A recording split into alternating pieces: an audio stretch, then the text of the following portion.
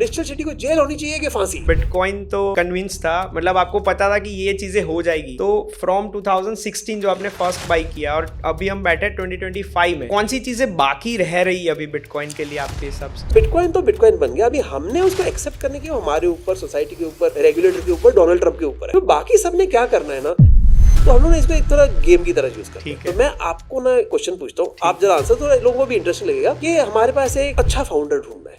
तो ये अच्छे फाउंडर की क्या क्वालिटीज होनी चाहिए? आइडियाज पे ज्यादा बैट नहीं, आप फाउंडर्स पे ज्यादा बैट लगाते हैं, मतलब जैसे आपने अभी बताया। तो ऐसी कौन सी 3 क्वालिटीज है जो फाउंडर अगर कोई पिच कर रहा है एज अ एडवाइजर बनाने के लिए, तो आप देखते हो कि वो होनी ही चाहिए? प्री वेब3 कंपनी ने बिलियन यूजर्स बनाए, फेसबुक ने बनाए वगैरह, हालांकि इसकी प्रोबेबिलिटी बहुत कम हो, लेकिन जीरो नहीं होनी चाहिए। अगर जो वेब 2 की बात करें हम, तो यूएसए सुपर पावर वेब 2 में जो डेटा का कंट्रोल उसने लिया फेसबुक, अमेजोन और उन सब से, तो वेब 3 में समहाउ इंडिया के पास चांस था। वो कंपनीज ने ऐसा माहौल बनाया है जहाँ के एक व्यक्ति आके सितारा बन सकता, अपने आप को प्रूव कर सकते। करेक्ट। वो जब इंडिया में था ना, वो नहीं कर पाता। अगर यही लोग सुंदर पिचाई और ये सारे लोग इंडिया में बैठे होते फिर भी कुछ करते हैं, लेकिन वो इस लेवल पे नहीं कर पाता। Hello everyone, welcome to Yakshvani. आज हमारे साथ क्रिप्टो इंडस्ट्री के रियल ओजी, मतलब मैं पर्सनली एलोबरेट ऐसे करता हूं कि क्रिप्टो इंडियन फटर्निटी के भीष्म पितामह आज हमारे साथ है। I am super excited to have mister Ajit Khurana sir with us. Ajit sir, thank you for being at Yakshvani, मतलब आपका टाइम निकालने। मैं आज एक्साइटेड हूँ कि आपके साथ बहुत सारी बातें हो पाएगी, डिटेल में बात करेंगे। नहीं, बिल्कुल। क्रिप्टो में तो ऐसा होता है कि यदि कोई व्यक्ति 2 दिन से क्रिप्टो में होना तो ओजी है। 1 दिन थोड़ा कम है, लेकिन 2 दिन पे ओजी बन जाते थे। ओजी शब्द ठीक उसी तरह जैसे KOL, इन्फ्लुएंसर, ये सारे शब्द हैं, बट डेंजरस शब्द है, कोई मीनिंग नहीं बचा। क्रिप्टो में बहुत स्लैंग है ऐसे। That is correct. तो सर, पॉडकास्ट में मैं जितने लोगों से बात की, मैं जितने लोगों से मिलता हूँ, उनको पूछता हूँ कि how you get entered into Web3. तो हर कोई, किसी का ये होता है कि बिटकॉइन पहले किसी ने खरीदवाया या खरीदा। तो बहुत लोगों को आप बिटकॉइन में लाए, वेब3 में लाए हो इनडायरेक्टली ज़ैप पे से, मतलब इंडिया में अगर किसी को बिटकॉइन खरीदना हो तो ज़ैप पे ही था। तो हजारों लाखों लोगों को आप वेब3 में लाए हो। लोग जानना चाहते हैं कि आप वेब3 में कैसे आए, how you got entered into web3. So ऐसा होता है कि जब कोई व्यक्ति कोई भी काम कुछ समय कर लेता है, जैसे स्टार्टअप चलाता है या क्रिप्टो में इन्वेस्ट करता है या कोई भी ऐसा काम करता है, जब 1 2 3 साल हो जाते हैं ना, तो वो भूल जाता है कि वो कैसे आया था। बिल्कुल। क्योंकि उस समय वो विजनरी इन्वेस्टर या विजनरी फाउंडर बन जाता है, यानी कि उस समय उसकी अपनी एक नई स्टोरी बन गई होती है जो कि सत्य नहीं होती। तो मैं सत्य बताता हूँ, सत्य अक्सर ऐसा होता है कि या तो बहुत अजीब होता है या वो बहुत ही ऑर्डिनरी होता है, दिलचस्प नहीं होता। तो बचपन से ही मेरा 1970 में जन्म हुआ, तो आज अब मेरी उम्र 55 साल है। तो कम से कम मैं बोलूँ तो पहले 20 साल हमने जो इंडिया देखा, जिसमें हम रहे ना, उसमें हम सब गरीब थे। मतलब किसके पास पैसे थे तो भी वो गरीब था, क्योंकि समझो उसके पास पैसे थे तो ज्यादा से ज्यादा क्या था, उसके पास कार थी, बट रोड तो वो गरीबों वाली थी ना, जो चलानी पड़ी। सो मुझे इस चीज से बहुत तकलीफ थी। तो मेरे हम जो फैमिली फ्रेंड्स थे या कोई लोग थे जिनके पास ऐसी चीजें थी बचपन में, जो कि मैं 5 10 15 साल का था, मुझे लगता था हमारे पास क्यों नहीं है। तो मैं अपने मदर फादर के पास जाता था कि हमारे पास कलर टीवी क्यों नहीं है, हमारे पास कार क्यों नहीं है, स्कूटर क्यों है वगैरह। तो हमेशा बोलते थे कि उन लोग के पास पैसे ज्यादा है, तो तुम पढ़ाई कर लो, पढ़ाई करोगे, मार्क्स मिलेंगे, अच्छी नौकरी मिलेगी, तो तुमको सब मिलेगा जिंदगी में। तो बोलते थे बड़ी मुसीबत है पढ़ाई, लेकिन करनी पड़ेगी। लेकिन मैं इसलिए आपको बता रहा हूँ कि मेरा बहुत पहले से ये था कि यार, हालांकि मैं अपने को गरीब नहीं कहूंगा, हम गरीब किसी भी हालत में गरीब नहीं थे, लेकिन लोअर मिडिल क्लास के आसपास थे। तो मैंने सोचा है जिंदगी में ना इससे टूटना है, ओके, अमीर बनना है। तो इस कारण से 2 चीजें, एक, जहां पे भी मुझे लगता था कि लोगों को नहीं पता कि ये शेयर मार्केट क्या होती है, 1980 के दशक में लोगों को नहीं पता था, मुझे पता चला। तो मैंने बोला कि यार, मैं अगर पहले चला जाऊंगा ना, तो जब तक बाकी लोग आएंगे तो मैं आगे चल पड़ूंगा। एक वो चीज थी, और दूसरी थी टेक्नोलॉजी। किसी कारणवश मुझे कंप्यूटर प्रोग्रामिंग, लगभग कंप्यूटर प्रोग्रामिंग में 16-17 की उम्र में ही इंटरेस्ट आ गया। आज 16-17 की उम्र कुछ खास नहीं लगती, आज तो 10 साल के बच्चे कर रहे हैं। लेकिन उस समय आपको बताता हूँ कि 1991 में पहली बार मैंने माउस को हाथ लगाया था, यानी कि 21 की उम्र पे। और आजकल तो बच्चे माउस को पैदा होते ही माउस यूज कर रहे थे। आपके पास एक्सपोजर भी नहीं था, अवेलेबिलिटी नहीं थी हार्डवेयर की बात छोड़ो, IBM PC जो कि पहला माइक्रो कंप्यूटर था, ये इन्वेंट नहीं हुआ था। वही तो एक्सपोजर exactly. छोड़ो, दुनिया में किसी ने नहीं देखा था। तो मुझे किसी कारणवश टेक्नोलॉजी ने बहुत आकर्षित किया। तो एक तरफ टेक्नोलॉजी का आकर्षण, दूसरी तरफ पैसों का, पैसा। के अमीर बनना। यार जिंदगी में गरीब बन के नहीं रहना। मैं अपने आप को बुलाता गरीब था, लेकिन जैसा मैंने कहा हम गरीब नहीं थे। हमारे पास फ्रिज था, टीवी था, तो अपना घर था। तो उस मतलब टाइम के बहुत लिए बड़ी तो चीज है, बहुत स्कूटर अच्छी। था। टीवी में ब्लैक एंड व्हाइट था, ये बात अलग है, कलर नहीं था। तो इससे क्या हुआ कि जो भी नई चीज आती थी ना, कभी म्यूचुअल फंड आ जाता था। जैसे इंडिया में पहला म्यूचुअल फंड आफ्टर यूनिट 64 था, master share, unit trust of India की तरफ से था। वो मैं जाके स्टडी करता था। फिर फॉरेन म्यूचुअल फंड्स आए, फिर शेयर मार्केट आए, फिर टेक्नोलॉजी आई, फिर ईमेल आई। इस दौरान मैंने इंजीनियरिंग कंप्लीट की, कंप्यूटर इंजीनियरिंग, और MBA भी कंप्लीट किया यूएस से। तो मैंने कई चीजों में निवेश किया। कॉमिक बुक्स में निवेश किया, ओके वाइन में निवेश किया, आर्ट में निवेश किया, ओके राइट, और अलग अलग एक्सपीरियंस, स्टैम्प्स में, कॉइन्स में, हाँ बहुत चीजों में किया। तो 2014 में, बहुत लेट, बिटकॉइन तो सालों से था, लेकिन मैंने 2014 में उसको पहली बार सुना। यार ये क्या चीज है? ओके और वो भी इसलिए क्योंकि मैं उसका प्राइस ग्राफ देख रहा था कि यार ये तो बड़ा बेतुका प्राइस ग्राफ है। ये किस तरह का शेयर है? बिटकॉइन कंपनी कहाँ पे है जिसके शेयर बिक रहे हैं? तो मैंने बोला कि चलो पढ़ाई करते हैं कुछ। तभी ना ये जो इतने सारे यूट्यूब चैनल थे, आपके जैसे जो एजुकेटर्स, ये कोई नहीं थे। ओके कोई नहीं थे। आप बोलो ऑनलाइन कोर्स करना है तो एक कोर्सेरा नाम के वेबसाइट पे एक कोर्स अवेलेबल था, प्रिंसटन यूनिवर्सिटी से। ओके तो मैं गया, मैंने थोड़ा बहुत पढ़ा कि बिटकॉइन क्या होता है। तो मतलब ये एक प्रकार का पैसा है। इसको कौन बनाता है? कोई नहीं, या हर कोई, जिस तरह से आप देखना चाहो। हाँ ये कौन सी कंट्री की करेंसी है? किसी कंट्री की नहीं है ही पता। नहीं, इनफैक्ट कंट्री की करेंसी के अगेंस्ट है। अच्छा ठीक है, इसकी वैल्यू किधर से आती है? क्योंकि लोग इसको मान्यता देते हैं, इसलिए वैल्यू आती है। तो मैंने लगभग 5-8 मिनट बिटकॉइन के बारे में सुना, और मैंने ये तो बहुत ही बेवकूफी की चीज लगती है, इसको छोड़ दो। ओके लेकिन फिर भी ना, जो लोग बिटकॉइन के सपोर्टर थे वो इतने कट्टर डाई हार्ट सपोर्टर थे हाँ कि वो बोलते थे दुनिया बदल देगा, ये हो। मैंने क्या बात कर रहे हैं? लाइक इतने अच्छे अच्छे इंटेलिजेंट लोग ऐसी बात क्यों कर रहे हैं? हाँ तो बार बार हर दूसरे दिन में आकर्षित होता था। फिर मैंने जाके एक कोर्स किया ऑनलाइन। ओके 2 साल बिटकॉइन को स्टडी किया कि यार मैं किसी फ्रॉड में ना फंस जाऊं, मेरे को कहीं जेल ना हो जाए। देखिए 2014 और 2016 के बीच की बात है। और सितंबर 2016 में मैंने 1,000 रुपए का एक फ्रैक्शन ऑफ अ बिटकॉइन, लगभग 45,000 के आसपास इंडियन रुपीस की एक बिटकॉइन की कीमत थी। तो मैंने 1,000 में उसका एक फ्रैक्शन खरीदा और खरीदते ही बेच दिया कि वापस बैंक में वैसे आते हैं कि आते चले गए। हाँ एटलीस्ट पता चले कि ये भाई खरीदने और बेचने को 2 दिन लगे, क्योंकि ओके NEFT से ट्रांसफर होता था, हाँ हाँ राइट। हाँ उसको फिर टाइम लगता था, दिन में 5 बार NEFT होती थी। तो पैसे वापस आ गए, और इसके अंदर मैंने अपना मामूली सा कुछ 20-25 रुपए का नुकसान कर दिया। ओके और वो भी नुकसान हुआ फीस की वजह से। मैंने तो चलो मतलब कम से कम आ गया कैसे करना है, हाँ कस्टडी कैसे करनी है ऑनलाइन वॉलेट में, हाँ राइट, हाँ वो सारी चीजें आ गई। कोई हार्डवेयर वॉलेट, एक कोल्ड हॉट, ये कोई चीज कुछ सुनी नहीं थी नहीं तभी। तो फिर धीरे धीरे मैं थोड़ा थोड़ा बिटकॉइन खरीदता रहा। समझा मैंने, जैसे 2 साल स्टडी की थी, मैंने समझा कि अगर बिटकॉइन का जो वादा है हम्म वो कभी पूरा हुआ तो सच में ये दुनिया बदलेगा। तो हाँ और उसके बारे में हम बात कर सकते हैं कि क्यों, लेकिन मतलब ये करेगा कि नहीं करेगा ये मुझे पता नहीं।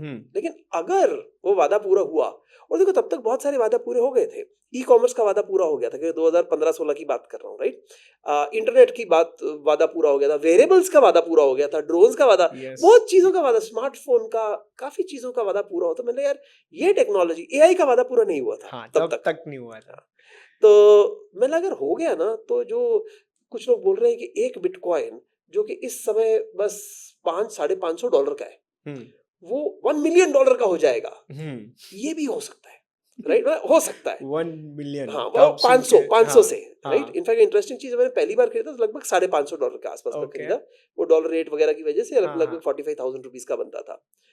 वो मेरे पास आज भी पड़ा है। तो अच्छा बिटकॉइन में मतलब आज का आप जो भी कीमत पकड़ो, तो 150x बनाया है ओके बिटकॉइन में। देखो शिटकॉइन में तो लोग बना देते हैं, मीम कॉइन में, बिटकॉइन में बना है। और वो भी भाई ने बेचा है क्यों नहीं? क्योंकि मैं कन्विंस था कि ये खरीदने बेचने वाली चीज नहीं है, ये खरीद के एसेट बना होल्ड के करने रखने वाली वाली चीज है है, राइट। मतलब ये जनरेशनल वेल्थ है। जो बाद में मैंने बाकी क्रिप्टो के बारे में भी समझा, वो गलती थी मेरी। ओके बिटकॉइन के बारे में समझना ठीक है, बाकी के बारे में डाउटफुल है। बट कमिंग बैक, तो इस तरह मैं उसके अंदर गया, और बस फिर बात बढ़ती ही गई। मुझे एक व्यक्ति आके मिला एक बार कि हम अहमदाबाद में एक कंपनी चलाते हैं, उसका नाम है ज़ेप्पे। ओके तो हम लोग ना अभी एक इंडस्ट्री की बॉडी बना रहे हैं, गवर्नमेंट की तरफ से, पुलिस की तरफ से, कोर्ट के बहुत सारे आ रहे हैं। तो हमको एक इंडस्ट्री बॉडी बनानी है, ओके तो उसका एक हेड दे रहे हैं। तो मैंने ना एक बार एक रेस्टोरेंट टेक कंपनी चालू की थी, तो आप उसमें मेरे को एडवाइस दिया था।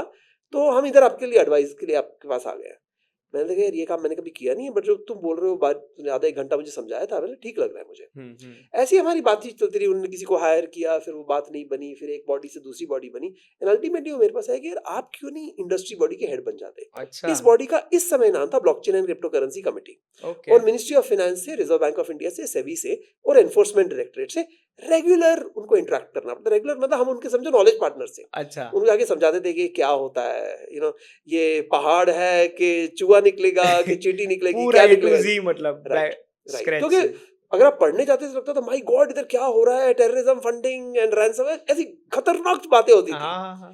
तो वो किया मैंने, और उसमें कुछ समय के बाद, क्योंकि वो मेंबर ड्रिवन ऑर्गेनाइजेशन थी, तो एक मेंबर जो था जेप पे, उन्होंने बोला एक काम करो, हम 3 फाउंडर्स अब तक चला रहे हैं, 3.5 साल हो गए, हमको एक सीईओ चाहिए, तो आप सीईओ बन जाओ। तो ओके। 13 मार्च 2018 को मैं जेप्पे का सीईओ बना। 25 या 26 मार्च को आरबीआई ने बोला धंधा बंद करो। अरे राइट, वो नहीं कहेंगे उन्होंने बोला धंधा बंद करो, जिस तरह से उन्होंने पर सर्कुलर निकाला तो मतलब उसी तरह की बात थी। तो मैं peace time CEO, war time CEO बन गया। और बड़ी मेहनत की, उसके बाद फिर इंडिया का जेप्पे बंद करके ग्लोबल जेप्पे का मैं सीईओ बना। लोगों ओके को लगता है जेप्पे सिर्फ एक शब्द है, 13 कंपनीज है वो मिलके जेप्पे बनती है। तो ओके मैं एक कंपनी का एम्प्लॉय था, फिर मैं दूसरी कंपनी का एम्प्लॉय बना, ये सारे जेप्पे ही थे। ओके ओके, मैं इंडिया सीईओ था, फिर मैं ग्लोबल सीईओ बना, ओके फिर वर्ल्ड वाइड हम लेके गए उसको, वगैरह वगैरह। तो that was my entry into bitcoin and okay. Crypto. तो सर मतलब मुझे लगता है क्यूरियोसिटी एंड जो आपने बताया कि मिडिल क्लास से ऊपर जाने वाली चाहत और आपकी टेक्नोलॉजी अट्रैक्शन से आप एब्सोल्युटली राइट। समहाउ मैच हुआ। इसमें आपने एक वर्ड यूज किया कि बिटकॉइन तो कन्विंस था, मतलब आपको पता था कि ये चीजें हो जाएगी।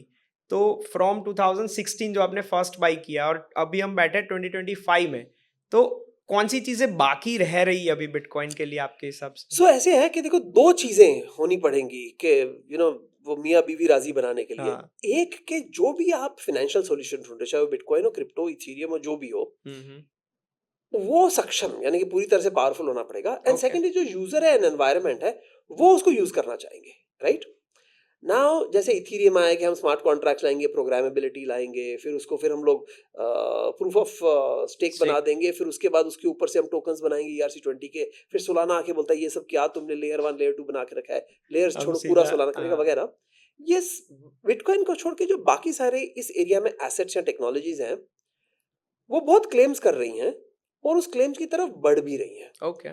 टेक्नोलॉजिकली बिटकॉइन कुछ क्लेम नहीं कर रहा।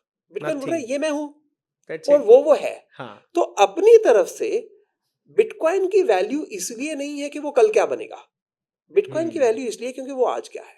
ओके। बाकी जो सारी चीजें हैं ना, जैसे फॉर एग्जांपल 2016-17 के बाद से कितने ही इथेरियम किलर्स आए, ट्रॉन, टेजोस, EOS, ऑलमोस्ट पता नहीं और सब बहुत सारे। सब किसी ने इथेरियम को किल नहीं किया, हाँ बट सब आज भी जिंदा है। बिल्कुल। फिर आया कि भाई हम थोड़ा साउंड टोकन बनाएंगे, उसका नाम देंगे कार्डानो। तो हम्म। कार्डानो आया तो बहुत होश उल्लास था, जोश उल्लास था, लेकिन वो बस वो रिसर्च पेपर ही लिखता रहा, आज तक चल रहा है और किसी को पता नहीं है क्यों चल रहा है। लेकिन अगर आप उसकी जो डॉक्यूमेंटेशन पढ़ो, किसी भी कॉइन से ज्यादा कंपेलिंग इंटेलिजेंट डॉक्यूमेंटेशन उनकी है। ओके। राइट, तो हर एक ने ना आके बोला कि मैं बड़ा होके ना डॉक्टर बनूंगा। इथेरियम बोलता है मैं बड़ा होके डॉक्टर बनूंगा, कार्डानो बोल रहा है बड़ा होके इंजीनियर बनूंगा, बिटकॉइन बोल रहा है मैं जो हूं सो हूं। हाँ हाँ। इसके लिए बिटकॉइन आगे जाके क्या होगा जो आज है।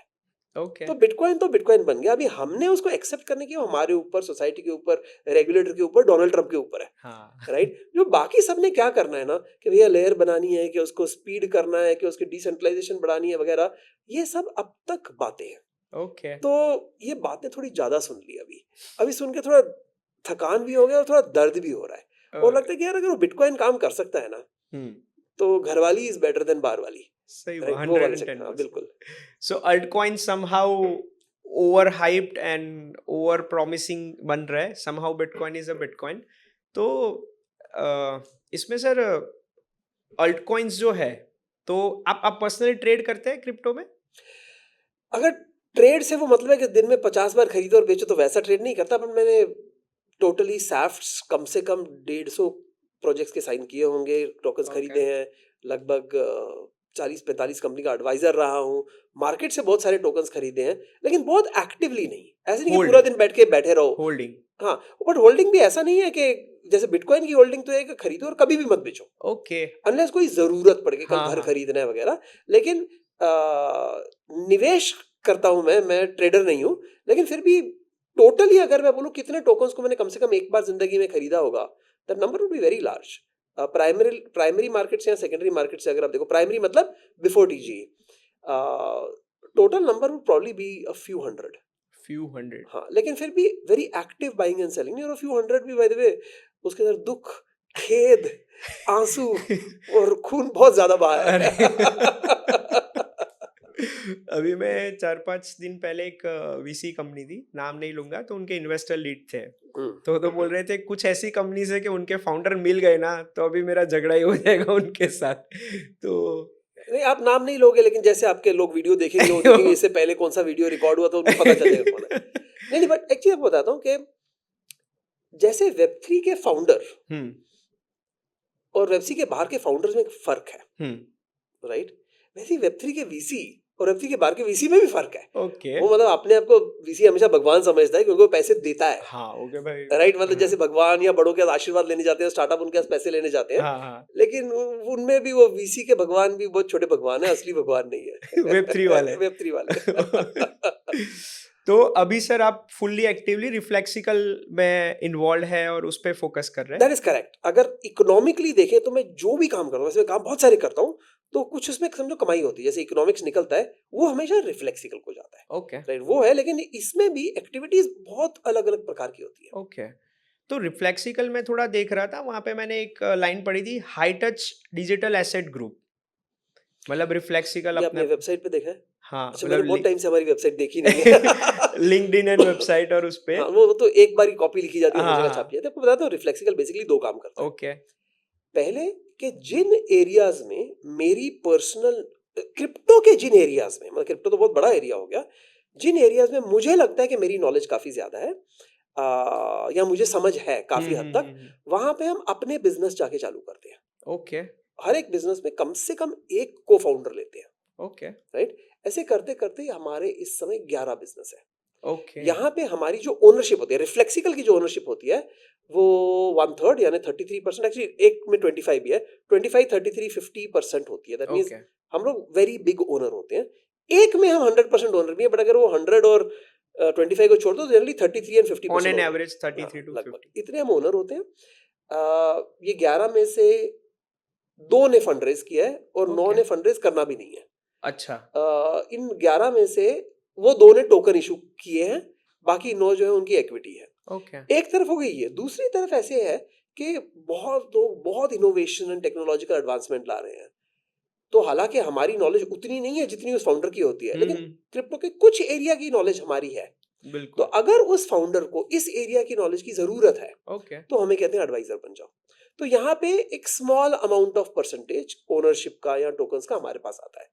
तो ये हो गया हमारा एडवाइजरी बिजनेस. और ये होगा हमारा स्टूडियो बिजनेस, जहां हम अपने वेंचर स्टार्ट करते हैं. जब हम शुरू किए थे तब हमारा विचार ये था कि ज्यादातर हमारे एडवाइजरी बिजनेस होंगे, क्योंकि सैकड़ों हो सकते हैं. हाँ, और अपने बिजनेस 2-4 होंगे. ओके. लेकिन जैसे बुल मार्केट देख ली 21 की, अर्ली 22 की, फिर बेयर मार्केट देख ली. अब जिस मार्केट में वो पता भी नहीं चलता कि बुल मार्केट है कि बेयर मार्केट है, क्या चल कैसी मार्केट है ये, मतलब राइट. तो ये भी नहीं बता पा रहे. तो हर तरह की मार्केट में देख के ये लगा कि एंटरप्रेन्योर जो है, जो फाउंडर है ना, अगर वो कुछ सीमित समय में फंडरेज नहीं कर लेते, तो उनका या तो जोश चला जाता है या होश चला जाता है. होश चला जाने से मतलब है कि वो बिजनेस चला ही नहीं पाते. मुझे लगता है कि एक बार फाउंडर आप बने तो बस चाहे सर टूटे या माथा, अब तो जाना ही है. तैर के जाना है कि डूब के जाना है, लेकिन जाना ही है. राइट, ये हमेशा मेरा मंत्र रहा है जिंदगी में. तो कभी कभी मुझे इस बात का खेद होता है कि जो फाउंडर है, मुझे लगता है कि मैं उसका एडवाइजर हूँ और उसके बिजनेस के बारे में मैं ज्यादा सीरियस हूँ, वो कम सीरियस है. अच्छा. तब ये मेरे लिए सबसे बड़ी दुख की बात होती है.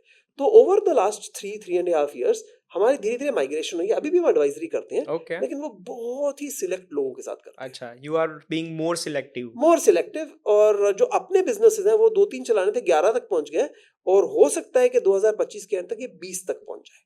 20. That is correct. क्योंकि एक तो हमारा अपना जोश बढ़ रहा है. सेकंड इज, मैंने कहा ना, जब हमारी नॉलेज, हमको नॉलेज में पूरा कॉन्फिडेंस है, मतलब all aspects of business. See some aspects of business में तो हमको सब बिजनेस में नॉलेज का अनुमान होता है. ये नॉलेज भी तो हमारी बढ़ रही है ना. हाँ. तो इसलिए एरियाज भी बढ़ रहे हैं. ओके.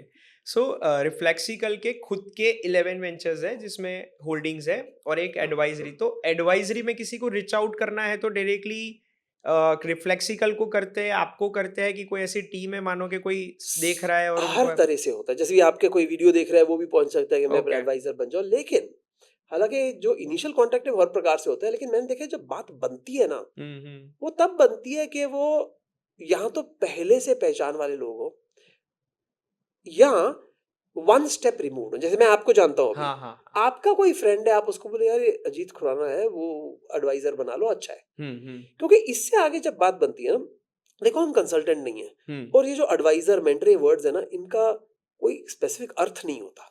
बिल्कुल लाइक अगर बोलो 100%। एडवाइजर क्या करता है, तो एडवाइजर बहुत सारी चीजें करता है। बहुत कोई आपका एडवाइजर क्या करेगा बोल नहीं सकते, कोई कनेक्ट्स लेके आता है, कोई फंड, कोई नॉलेज, मतलब बहुत देयर इज सारे। No specific right, definition. उसके ऊपर से क्या है कि ज्यादातर मेरे केस में ट्रू नहीं है, बट ज्यादातर एडवाइजर जो होते हैं उनका एक कोई मेन ऑक्यूपेशन होती है, जैसे या तो जॉब कर रहे होते हैं या खुद का हाँ, बिजनेस चला रहे होते हैं, और एज अ साइड हॉबी और इंटरेस्ट वो उनको ये उससे कर रहे बोर हो। हुए होते हैं, तो वो साइड हॉबी चला रहे होते हैं। मेरे केस में मैं फुल टाइम एडवाइजर हूँ। हम्म। राइट, तो ये दोनों चीजों में काफी अंतर हो जाता बहुत है। बहुत। और मेरे लिए भी ऐसा नहीं है कि देखो मेरी जो मेन बिजनेस है वो तो ये है, बाकी इधर कुछ हो जाए तो ठीक है, ऐसा नहीं है।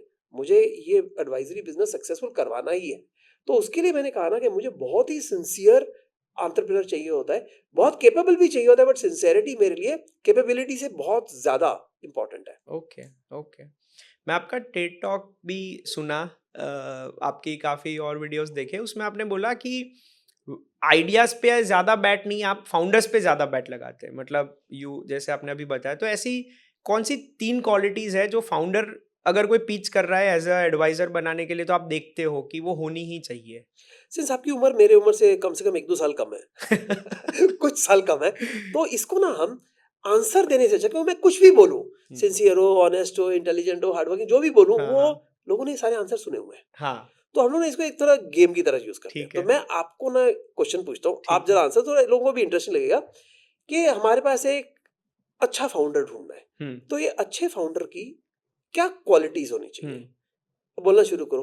चल मैं एक दो बोलता हूँ। हुँ। हार्डवर्किंग होना चाहिए, नॉलेजेबल होना चाहिए, अभी और आप बोलाओ। ऑप्टिमिस्टिक होना चाहिए, ऑप्टिमिस्टिक होना चाहिए, गिव अप नहीं करना चाहिए, गिव अप नहीं करना चाहिए, मतलब सकारात्मक, ऑप्टिमिस्टिक, हाँ, सकारात्मक, सकारात्मक। या फिर अभी हिंदी बोल रहे हैं तो भी पूरी हिंदी बोलेंगे, हाँ ठीक है, ओके। और गिव अप के अलावा पर्सनालिटी होनी चाहिए, कम्युनिकेशन स्किल होना चाहिए, लीडरशिप होना चाहिए, पीपल पर्सन होना चाहिए, विजनरी होना चाहिए, स्टोरी टेलर अच्छा स्टोरी होना टेलर चाहिए। होना चाहिए, मार्केटिंग ओरिएंटेशन होनी चाहिए, कस्टमर ओरिएंटेशन, कई चीजें होनी चाहिए। मेरे को ऐसा आज तक एक भी फाउंडर में जिसमें सारी चीजें हो, 100% नहीं है तो मतलब वो पॉसिबल। तो सुपरमैन है। हाँ। राइट, तो अभी अगर ये सारी चीजें नहीं है, तो कौन सी चीजों को माफ किया जा सकता है? जैसे समझो हुँ, एक एंटरप्रेन्योर की बहुत टॉवरिंग पर्सनालिटी होनी चाहिए, हुँ, क्या इसको हम इग्नोर कर सकते हैं? द आंसर इज कर सकते हैं। ओके। अगर उसकी स्ट्रांग पर्सनालिटी हो तो अच्छी बात है, नहीं हो तो भी वो सक्सीड हो सकता है। एंटरप्रेन्योर की कम्युनिकेशन स्किल बहुत अच्छी होनी चाहिए, क्या इसको इग्नोर किया जा सकता है? बहुत मुश्किल है, लेकिन मैंने कई एंटरप्रेन्योर ऐसे देखे जो कि पुअर कम्युनिकेशन स्किल वाले भी थे, ओके। लेकिन पुअर कम्युनिकेशन स्किल से मार पड़ने का चांस होता है। तो ऐसी कौन सी चीज आके बचती है कि ये नहीं तो है ना, होना तो तो खत्म बात। फिर रेड फ्लैग। राइट, तो उसके अंदर ना मैंने देखा है कि जो मुझे दो, अपने तीन कहा लेकिन है ही दो, तो मैं तीसरे कैसे नहीं, नहीं बोलूं? 2 भी वैसे तो चलेगा। 2 दर्जन है, हाँ, लेकिन जो सबसे जरूरी चीजें हैं, एक इज के इस व्यक्ति के पास अनलिमिटेड कैपेसिटी ऑफ हार्डवर्क होना चाहिए, okay. Unlimited capacity. And second is, अभी इसको हिंदी शब्द में आप नहीं, नहीं जरूर इंग्लिश। करना, बट इंग्लिश में इसको इंटेलेक्चुअल ऑनेस्टी होनी चाहिए। ओके। उसका मतलब क्या है? मैं एंटरप्रेन्योर को जाके पूछता हूँ कि अच्छा कैसा प्लान है, वो एंटरप्रेन्योर हमेशा अपना सकारात्मक रवैये से अच्छी बातें बताते हैं फ्यूचर के बारे में। हाँ, पास्ट के बारे में बताओ कि आज तक ऐसे कोई फेलियर हुए होंगे, क्या हुए होंगे, तो वो बताओ। तो बताते ये था, ऐसे था, जो भी फेलियर हुआ। तो मैं पूछता हूँ ये क्यों हुआ, हुँ, और अगर वो मुझे कोई भी आंसर देते हैं हुँ, इसके अलावा कि उनकी कोई कमी रह गई थी, अगर वो बोले यार मेरा ना एम्प्लॉय अच्छा नहीं था, या उस हुँ, समय मार्केट अच्छी नहीं थी, या हमने एक हायर किया था एक पर्सनल एडवाइजर, वो ना यूजलेस निकला, मतलब हुँ। वो हर एक को ब्लेम कर रहा है। अगर वो अपने आप को छोड़ के सेल्फ किसी को भी ब्लेम कर रहा है रिस्पांसिबिलिटी ना, तो फिर मैं वो बोलता हूँ यार तू एक काम कर, तू कल मुझे भी ब्लेम करेगा। और 100%। फैक्ट इसके, मैं एंटरप्रेन्योर नहीं हूँ, तू एंटरप्रेन्योर है, हाँ। तो करना तो तूने है। हम तो सब साइड में बैठ के तेरे चीयर लीडर है, तेरे सपोर्टर है, तेरे असिस्टेंट है। तो ये दो चीजें हैं, एक की unlimited capacity of hard work, and second is intellectual honesty, कि सब कुछ मैं हूँ, मैं ही Okay. करने वाला हूँ। इसके अलावा और 2 दर्जन चीजें अगर हो तो अच्छी है, But these are नहीं हो two. तो उसके बिना काम किया जा सकता है। ये तो मतलब चाहिए ही चाहिए। Yes, that is correct. Perfect. So कोई देख रहे हो सर को एज एडवाइजर ऐड करना हो तो ये 2 क्वालिटी ध्यान रखना। लेकिन फिर तो मैंने तो सीक्रेट लीक कर दिया, मैं उनको पूछूंगा कि ये अरे गलत क्यों हुआ, तो बोलेंगे मेरी वजह से गलत हुआ। मतलब एग्जाम पेपर लीक हो जाते हैं, आज हो गया। रिफ्लेक्सिकल में सर जैसे हम एडवाइजरी के लिए भी करते हैं, जो कंपनीज भी खोल रहे हैं, तो कोई स्पेसिफिक रीजन पे फोकस है अब कि we are open for the global, कि हम MENA रीजन में ज्यादा फोकस है या अंडरस्टूड। सो इसके अंदर ना एडवाइजरी में और हमारे बिजनेसेस में अंतर है। हम्म। हमारे जो बिजनेसेस हैं उनमें, क्योंकि हम ज्यादातर इन्वेस्टर से पैसे नहीं लेते, मैंने कहा 11 में से 2 में लिए हैं, तो हमें पैसे लेने हैं सारे मुनाफे से, प्रॉफिट से। ओके। मतलब कई बिजनेसेस तो रेवेन्यू ही नहीं होता, सेल्स ही नहीं होती, वो ख्याली पुलाव होता है। लेकिन रेवेन्यू भी जब होता है, किसी प्रकार की गैस फी कमा लेते हैं, ट्रांजेक्शन, तो प्रॉफिट बहुत कम होता है। ठीक है। तो जो हमारी कंपनीज है ना, उसमें हमने एक्चुअली बिजनेस चलाना है, हमने एक्चुअल प्रॉफिट करना है। ये नहीं कि बेयर मार्केट बुल मार्केट आ गई तो कोई अच्छा, स्टोरी बना लो। हाँ। लेकिन जो एडवाइजरी बिजनेस है उसमें हमारे 3 रूल होते हैं, और वो 3 में से एक चीज फिट होनी चाहिए। ओके। 2-3 हो तो बहुत अच्छी बात है, लेकिन एक मीट होनी चाहिए। 1, इसके हमें ऐसा लगना चाहिए कि ये अगर सक्सीड हुआ ना तो 1 बिलियन लोग इसको यूज करेंगे। ओके। यू शुड नो कि 1 बिलियन क्या, 1 मिलियन यूज करने वाले भी ऑलमोस्ट कोई डैप्स नहीं है। 1 ऑलमोस्ट मिलियन नहीं भी है। नहीं, हाँ हाँ। 1000 तक पहुंचते हैं वो, राइट। लेकिन हमको लगता है कि ये अगर हो गया ना, तो जैसे गूगल ने, अमेजोन ने, ईबे ने, या बहुत सारे पेटीएम ने, पेपाल ने वेब 2 में किया था, या प्री वेब 3 ने। वेब 2 बहुत अजीब चीज है, बिकॉज जब तक वेब 3 नहीं आया था हमने कभी वेब 2 शब्द का इस्तेमाल नहीं किया था। कभी नहीं, कभी नहीं। कभी नहीं। वेब 3 आया तो वो वेब 2 बन गया, तो उसको प्री वेब 3 बोलते हैं, ओके। राइट। तो प्री वेब 3 कंपनी ने बिलियन बिलियन यूजर्स बनाए, फेसबुक ने बनाए वगैरह। हालांकि इसकी प्रोबेबिलिटी बहुत कम होगी, लेकिन जीरो नहीं होनी चाहिए। तो एक हमारा प्रिंसिपल यार कि ये है ना, बिलियन यूजर्स ले आएंगे। ओके। या तो ये यस हो, ये तीनों में से एक यस होना चाहिए। अगर वो नहीं हो तो हमें लगना चाहिए कि चलो यूजर जितने भी आए, 1 आए, 100 आए, 1000 आए, लाख आए, बिलियन आए, जितने आए, यहाँ पे मुनाफा जो है वो बहुत ज्यादा होना चाहिए। ओके। मतलब ये वेब 3 का ऐसा प्रोडक्ट है जहाँ बहुत कमाई होगी। Yes. So this is a pool of profit. Hmm. यहाँ तो बहुत यूजर्स हो, यहाँ तो बहुत बहुत मुनाफा पैसा हो। हाँ। पैसा भी हर प्रकार का होता है, प्रॉफिट। Profit, Yes. मुनाफा हो। अगर वो भी हाँ है तो ठीक है। अगर ये दोनों हाँ नहीं है तो एक और चीज है, लास्ट वाली, कि जो वेब 3 का जो इंफ्रास्ट्रक्चर है, जो टेक्नोलॉजी है, कोई अगर प्रोजेक्ट है वो फंडामेंटली उसको इंप्रूव कर रहा हो, अंडरस्टूड। फंडामेंटली उसको ऐसी कोई नई चीज ला रहा हो, आउट ऑफ द बॉक्स की हाँ भाई। बिल्कुल, मतलब कि इससे टेक्नोलॉजी, अगर आप बोलो इस टेक्नोलॉजी से क्या यूजर आ जाएंगे, क्या मुनाफा आ जाएगा, ये मुझे नहीं पता आज तक, अंडरस्टूड। लेकिन टेक्नोलॉजी जबरदस्त आ जाएगी, राइट। तो ये अपने आप रास्ता बनाएगी, तो ये भी चलेगा। ओके। सो यूजर बेस एकदम आउट ऑफ द वर्ल्ड हो, मुनाफा बहुत तगड़ा हो, या तो या tech। टेक्नोलॉजिकली कोई बहुत ही एडवांस चीज निकले कि यार ये तो साइंस फिक्शन है, ओके। राइट। ये तीनों में से एक होना चाहिए। और इसमें ऐसा भी हो जाता है कई बार, जब तुम पॉइंट नंबर 3 पे आते हैं, तो किसी ने टेक्नोलॉजी बना, कई लोगों ने टेक्नोलॉजी बनाई नहीं होती, बस एक आइडिया होता है कि यार अगर हम ऐसा कभी हो जाए तो बात बनेगी क्या। और उस समय मुझे अगर लगता है ना कि ये तो बहुत बढ़िया बात है, मैं उसको तो देख, मैं तो तेरा को फाउंडर बनना चाहूंगा, यानी कि हाँ। अपनी कंपनी में लाना चाहूंगा, राइट। ये हम्म। एडवाइजर वगैरह को मार गोली, बिकॉज पहली बात ये टेक्नोलॉजी बनेगी कि नहीं वो बोल नहीं सकते, और दूसरी बात अगर बन भी गई तो उसका कुछ निकलेगा कि नहीं वो बोल नहीं सकते। सही तो है। मेरी जो इन्वॉल्वमेंट मैं चाहता हूँ इसमें हो, वो बहुत डीपली चाहता हूँ। तो जो 11 कंपनीज मैंने कही, इनमें से 4 ऐसी हैं जो कि इस तरह से हमारे जॉइंट वेंचर में, हमारे अच्छा। अपने कंपनीज में आए, जबकि वो आए थे बस एडवाइजरी के लिए, और मैंने कहा ये तो दुनिया बदलने वाली बात है, तो इधर आ जाओ अगर चाहिए तो। ज्यादातर वो नहीं मूव करते, ओके। लेकिन बातों बातों में कभी वो होता है ना कि सुनते कहते बातों बातों में प्यार हो जाएगा, वैसे प्यार हो जाता है, राइट। तो 4 कंपनी ऐसी भी है। तो वो 4 कंपनी अगर मैं जानना चाहूँ तो 4 में किस पे, जो 3 आपने बताया उसमें ज्यादा 1 बिलियन वाली है?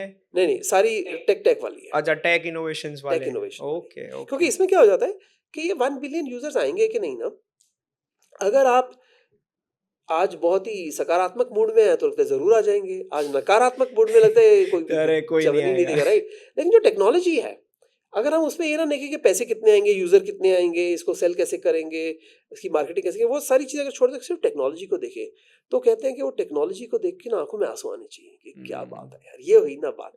कुछ राइट, मतलब ये कविता है, ये शायरी है, ये टेक्नोलॉजी नहीं है, ऐसे। तो वो सारे जो ये जो चारों है, चारों उसी प्रकार से आई है। ओके। तो कोई है अभी नियर लॉन्च के अभी तो देयर आर टाइम? टेक्नोलॉजीज जो, जैसे एक है उसका नाम है विंक्स, ओके, WINKS, winks.fun उसकी वेबसाइट है। उन्होंने डिप्लॉयमेंट जो की है, उनका टोकन नहीं आया, ओके, उनका टोकन आने वाला है, ओके। लेकिन उनका टोकन नहीं आया कि मैंने बोला कि यार अगर टेक्नोलॉजी ऐसी है ना जैसा हम समझते हैं, हाँ, तो अडॉप्शन आनी चाहिए। मतलब चलो बहुत बड़े ज्यादा यूजर नहीं है ये, बाय द वे हमने सोचा था, एंड मैंने कहा यूजर्स को पैसे दो, ऐसे नहीं कि आओ फ्री अकाउंट खोलो सब कुछ फ्री में लो, कितने पैसे लो, ये नहीं कि ₹5, ₹10, ₹50, मैंने बोला कि हर एक से $10,000 लो यूजर ओके, बनने के। ओके। तो वो 10 नहीं बने, लेकिन लगभग एन एवरेज 8,000 पर यूजर हम ले रहे हैं। और ओह! करते करते दिसंबर में ही लॉन्च हुआ है, नवंबर में, एंड में, नवंबर 28 तारीख के आसपास, तो दिसंबर में।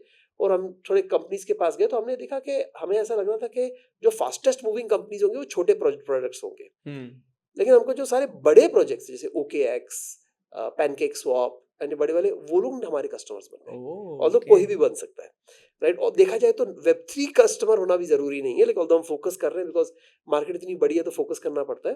तो करते करते $360,000 की सेल हो चुकी है। ओह! यू शुड नोट कि उस कंपनी में फाउंडर है, मार्केटिंग में कोई नहीं है, अच्छा। 2 फाउंडर है, मतलब रिफ्लेक्सिकल के अलावा एक बिजनेस फाउंडर है और एक टेक्निकल टेक। फाउंडर है, दैट इज इट। और ये बड़े बड़े कंपनीज, आप सोच सकते हो, ये जो मैंने नाम लिए और अन्य ऐसे कई नाम हैं, बहुत सारे L1s भी हैं, उनके पास कितनी बड़ी और एडवांस टेक टीम्स होंगी, उनके CTO कितने, बट वो भी हमसे टेक खरीद रहे हैं। Please note, okay. तो टेक खरीद रहे हैं हमसे, तो कुछ ऐसा तो कुछ तो हम बात होगी, राइट। हाँ। हाँ, तो 360 कैसे देखा जाए, 360 के बहुत बड़ा नंबर नहीं होता, बट ये 2 लोगों की टीम मिलके उधर तक पहुंच गई है। और हम जहां जाते हैं वहां सेल हो ही जाती है। मतलब हुँ, लोग बोलते हैं, चलो ट्रायल के लिए हम कुछ खरीद के देख लेते हैं। मतलब फ़ैसिनेटिंग लग रहा है लोगों को कि भाई एब्सोल्युटली। एटलीस्ट और कई लोगों ने बार बार खरीदा है, मतलब जो एक यूनिट है वो अगर $8,000 में भी ले रहे हैं, तो लोगों ने 100,000 का भी खरीदा हुआ है। जो ओके, हमारा नंबर 1 कस्टमर, उसने 100,000 का खरीदा है, मल्टीपल यूनिट्स खरीदे हैं इस टेक के। Okay, okay, interesting. मैं जाके देखूँगा उसके बारे में डिटेल में। यस, देखो अब तो वेबसाइट भी देख दी। तो ऑल्दो दर्शकों के लिए नंबर 1 हाँ, इज, बड़ी से बड़ी टेक्नोलॉजी फेल हो जाती है, राइट। ना तो मैं वित्तीय सलाहकार हूँ, ना बनना चाहता हूँ। आप कोई भी टोकन खरीदेंगे, कोई भी चीज में निवेश करेंगे, खास करके क्रिप्टो की दुनिया में, तो नुकसान होने का की लाइक्लीहुड बहुत ज्यादा होती है। हुँ, हाँ, ये बात अलग है कि आप नुकसान की तरफ अंधे होके सिर्फ पोटेंशियल प्रॉफिट की तरफ देखते हो, उतने शायद मैं अमीर हो जाऊं। तो मैं आपको ना तो कोई सलाह दे रहा हूँ इन्वेस्टमेंट की, और ना ही मैं आपको अपना कोई अनुमान बता रहा हूँ कि क्या होगा। ठीक है, तो ये जरा ध्यान रखना, क्योंकि जनरली जो शिलिंग होती है, किसी चीज को प्रमोट करना, मैं इससे दूर रहता हूँ। ना आपने वो स्पेसिफिक एग्जांपल पूछा तो मैंने एक दे दिया, नहीं और फिर ये मैं तो सोचा ऐसा ना हो कि लोगों को लगे कि मैं कोई चीज बेच रहा हूँ यहाँ नहीं, पर। नहीं ये तो जनरल डिस्कशन था हाँ। सीलिंग और और बाय द वे, अगर किसी को टोकन खरीदने भी हो तो कोई तरीका नहीं है, मतलब वो अच्छा बिक नहीं रहे कोई लॉन्च पैड में, ऐसा नहीं है कि वो खरीद सकते हैं। फेयर इनफ हाँ, तो तो फिर तो मतलब फिर फिर कोई शिलिंग की बात भी नहीं है। नहीं, नहीं और वैसे भी ये टेक ओरिएंटेड प्रोडक्ट्स ऐसे ही जो टेक के लोग सुन रहे होंगे उनको ज़्यादा फ़ैसिनेट करेगा दैट्स मतलब। करेक्ट, तो दैट्स करेक्ट, मैं अभी क्या क्यूरियस हूँ कि ऐसा क्या टेक है करेक्ट। कि क्या होगा? मैं जानने के लिए मतलब एक्साइटेड वो हूँ। तो तो थोड़ा उसमें जस्ट आपको इंटरेस्टिंग चीज बताता हूँ कि आपने ना, इससे आप क्यूरियस हो, तो जो हाँ, विंक्स है ना, उसका जो ये है पंच लाइन है, वो हाँ, पंच लाइन ये है, जो एडवर्टीजमेंट एंड में लाइन बोलते हैं ना, वो ये हाँ। है कि the real magic of Web3 begins when users don't know they are using Web3, perfect right, you understand. And हाँ, 110%। हाँ। ऐसी एक और कंपनी है, मैं उसके ज्यादा डिटेल नहीं दूंगा, राइनो स्पाइडर। ओके। तो राइनो स्पाइडर के केस में क्या है, जैसे इथीरियम बना वर्ल्ड कंप्यूटर, हुँ, ICP हुँ। डेफिनिटी फाउंडेशन की हाँ, जो है, वो भी एक प्रकार से वर्ल्ड कंप्यूटर बने, बट एक दूसरे तरह से। तो ICP जो है वो ब्लॉकचेन पे डेटा भी स्टोर करती है, हुँ। अनलाइक अदर ब्लॉकचेन जो टिपिकली डेटा उस प्रकार स्टोर नहीं करते हाँ, जैसे कि इधर हाँ। करते हैं। तो हमने बोला यार कि वर्ल्ड वाईफाई बनते हैं, ओके, इंटरेस्टिंग। राइट। कई लोगों ने शेयर्ड वाईफाई ट्राई किया हुआ है, हीलियम ने किया हुआ है, ग्रास ने, ग्लास जो भी उसका नाम है ग्रास। किया, ग्रास, हाँ। तो हमने बोला कि ये ना एक बहुत ही इंटरेस्टिंग चीज़ है। आपको इसका एक मैं उदाहरण देता हूँ। मुंबई शहर में या दुबई शहर में, किसी भी शहर में, क्या घरों की कमी है कि जितनी होनी चाहिए उससे ज़्यादा है? दुबई में तो ज़्यादा ही है। हाँ, नहीं मतलब क्या, अभी मतलब नए बनाएँगे तो बिकेंगे नहीं मतलब? हाँ, हाँ, डिमांड मतलब नहीं कैसे बनाएंगे कैसे तो बिकेंगे ना, हाँ, हाँ। मतलब कम थे ना। हाँ, हाँ, हाँ, डिमांड सप्लाई में तो बिक रहे हैं। करेक्ट। लेकिन एक तरह से आप देखो कि आपके पास 2 बेडरूम का घर है हुँ, और आप अकेले रह रहे हो, तो एक बेडरूम खाली पड़ा है, हुँ, तो वो बेडरूम तो खाली पड़ा है, तो मतलब अगर you understand I am saying, वो तो ओवर सप्लाई है। और अगर हर एक काम देखें कि जो यूज कितना हो रहा है, वाईफाई उस प्रकार है, हम ओके। अनलिमिटेड पैकेज ले लेते हैं या 10 जीबी का पैकेज ले लेते हैं, उसका यूज करते हैं 3 जीबी, तो 7 जीबी का क्या, एक्सेस वेस्ट जा तो रहा है। एक्सेस तो है। किसी तरह अगर हम थोड़ा शेयरिंग में करते, तो हम लोग उस प्रकार एक टेक्नोलॉजी बना रहे हैं। ये जो है अटेम्प्ट बहुत बार हुआ है, okay, wifi sharing, wifi bundling वगैरह का। लेकिन जिस प्रकार से हम कर रहे हैं ना, वो कभी पहले नहीं हुआ। और ओके, वो जो है, मैंने आईसीपी का एग्जांपल भी आपको इसके लिए दिया क्योंकि हमको पता चला बस एक ब्लॉकचेन है पूरी दुनिया में जो जिसपे एक्चुअल ये डेटा बन सकता है, ओके, जिसपे कि पूरा का पूरा जो कंटेनराइज्ड होगा डेटा, जो वाईफाई फेच करेगा, हुँ, हुँ, हुँ। वो डेटा ब्लॉकचेन पे होगा। मतलब उसका transmission will be through blockchain. ये फ्रैंकली जब तक हमको आईसीपी मिला नहीं था, ये हो ही नहीं सकता था, इथीरियम मतलब पे हो ही नहीं सकता। यू अंडरस्टैंड, मैं आपका वाईफाई यूज कर रहा हूँ और आपके वाईफाई से एक डेटा आ रहा है, वो मुझ तक कैसे पहुंच रहा है, ये ब्लॉकचेन पे राइट करके हो रहा है। दैट मींस डेटा की ओह! इंटीग्रिटी देखो।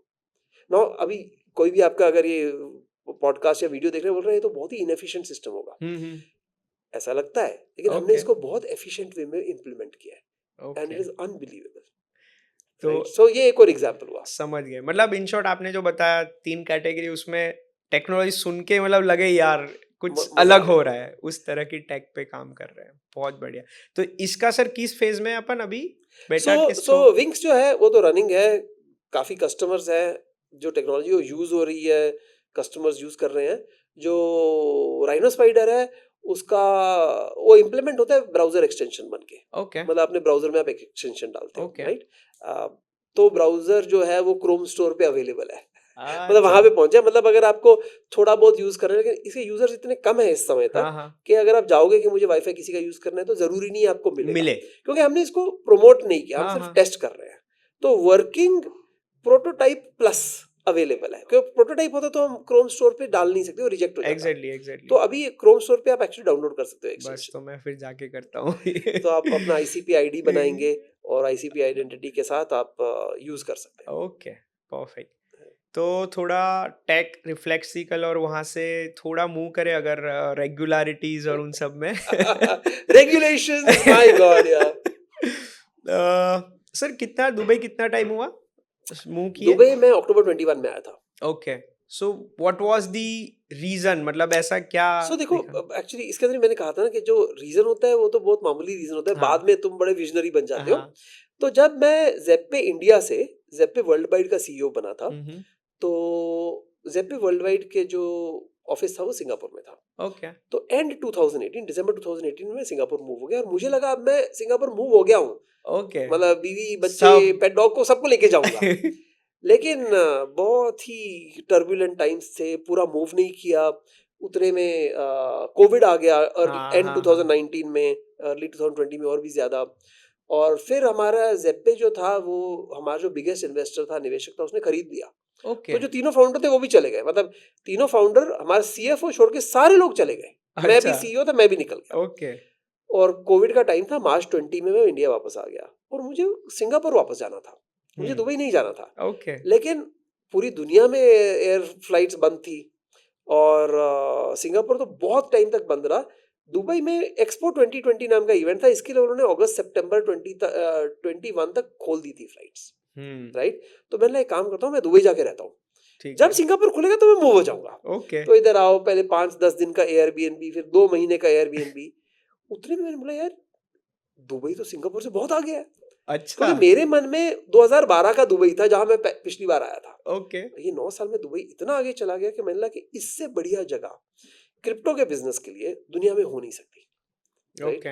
और खास करके अगर सिंगापुर और दुबई को मिलाएं, सिंगापुर के भी आपने बहुत फायदे, बहुत बढ़िया जगह है, हुँ, हुँ, लेकिन हुँ। सिंगापुर और दुबई को मिलाएं तो मुझे ऐसा लगा कि दुबई इज बेटर। ओके, तो उसके बाद बोला अभी बस अभी मूव होएंगे, और मैंने फिर ये किया कि जैसे जो सिंगापुर में चीज़ नहीं कर सका था ना, क्योंकि जब वाइफ बच्चे सबको मूव नहीं किया था, तो with in about 1.5 month of moving, मेरा जो पेट डॉग है, जिसकी उम्र इस समय 7 साल से ज्यादा है, उसका नाम ओके। है बिटकॉइन।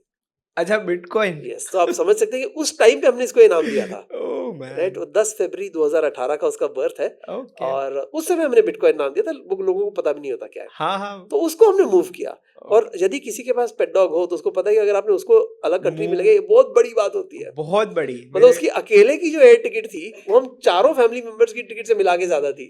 परमिशंस नहीं मिलती। अरे उसका पासपोर्ट हाँ बनाना, हाँ, उसके टेस्ट करना। बहुत बहुत और उस हेडेक समय है। बिकॉज ऑफ कोविड एयरलाइंस भी काफी बंद थी, तो हाँ दो ही हाँ। थी, एमिरेट्स और एयर इंडिया, जो लेके जाने को तैयार थी।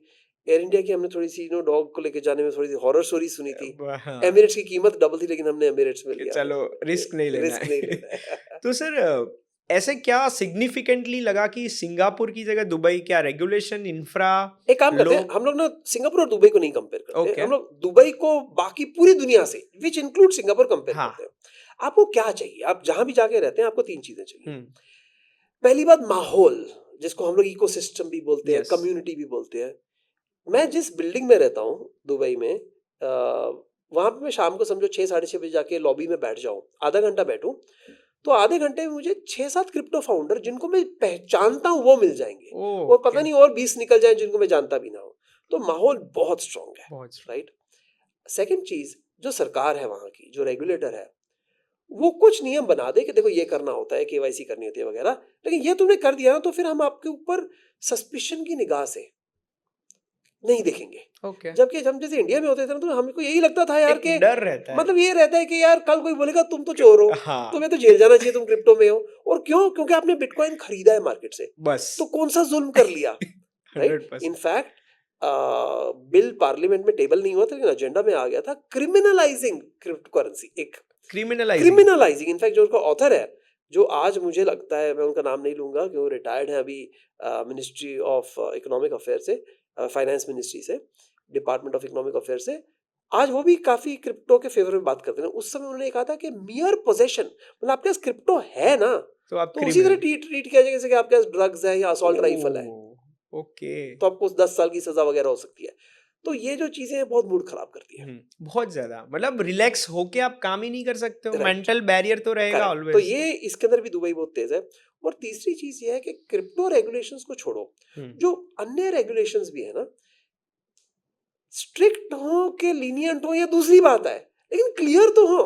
एग्जैक्टली। मतलब कोई बोले कि भैया आपको ड्राइविंग टेस्ट अगर करना है तो ये 50 काम करने पड़ेंगे, चलो मैं 50 काम करूंगा, लेकिन ये नहीं कि भैया अभी उसको जाके सलाम करो, अभी इसको बोलो भाई तू काम कर दे मेरा।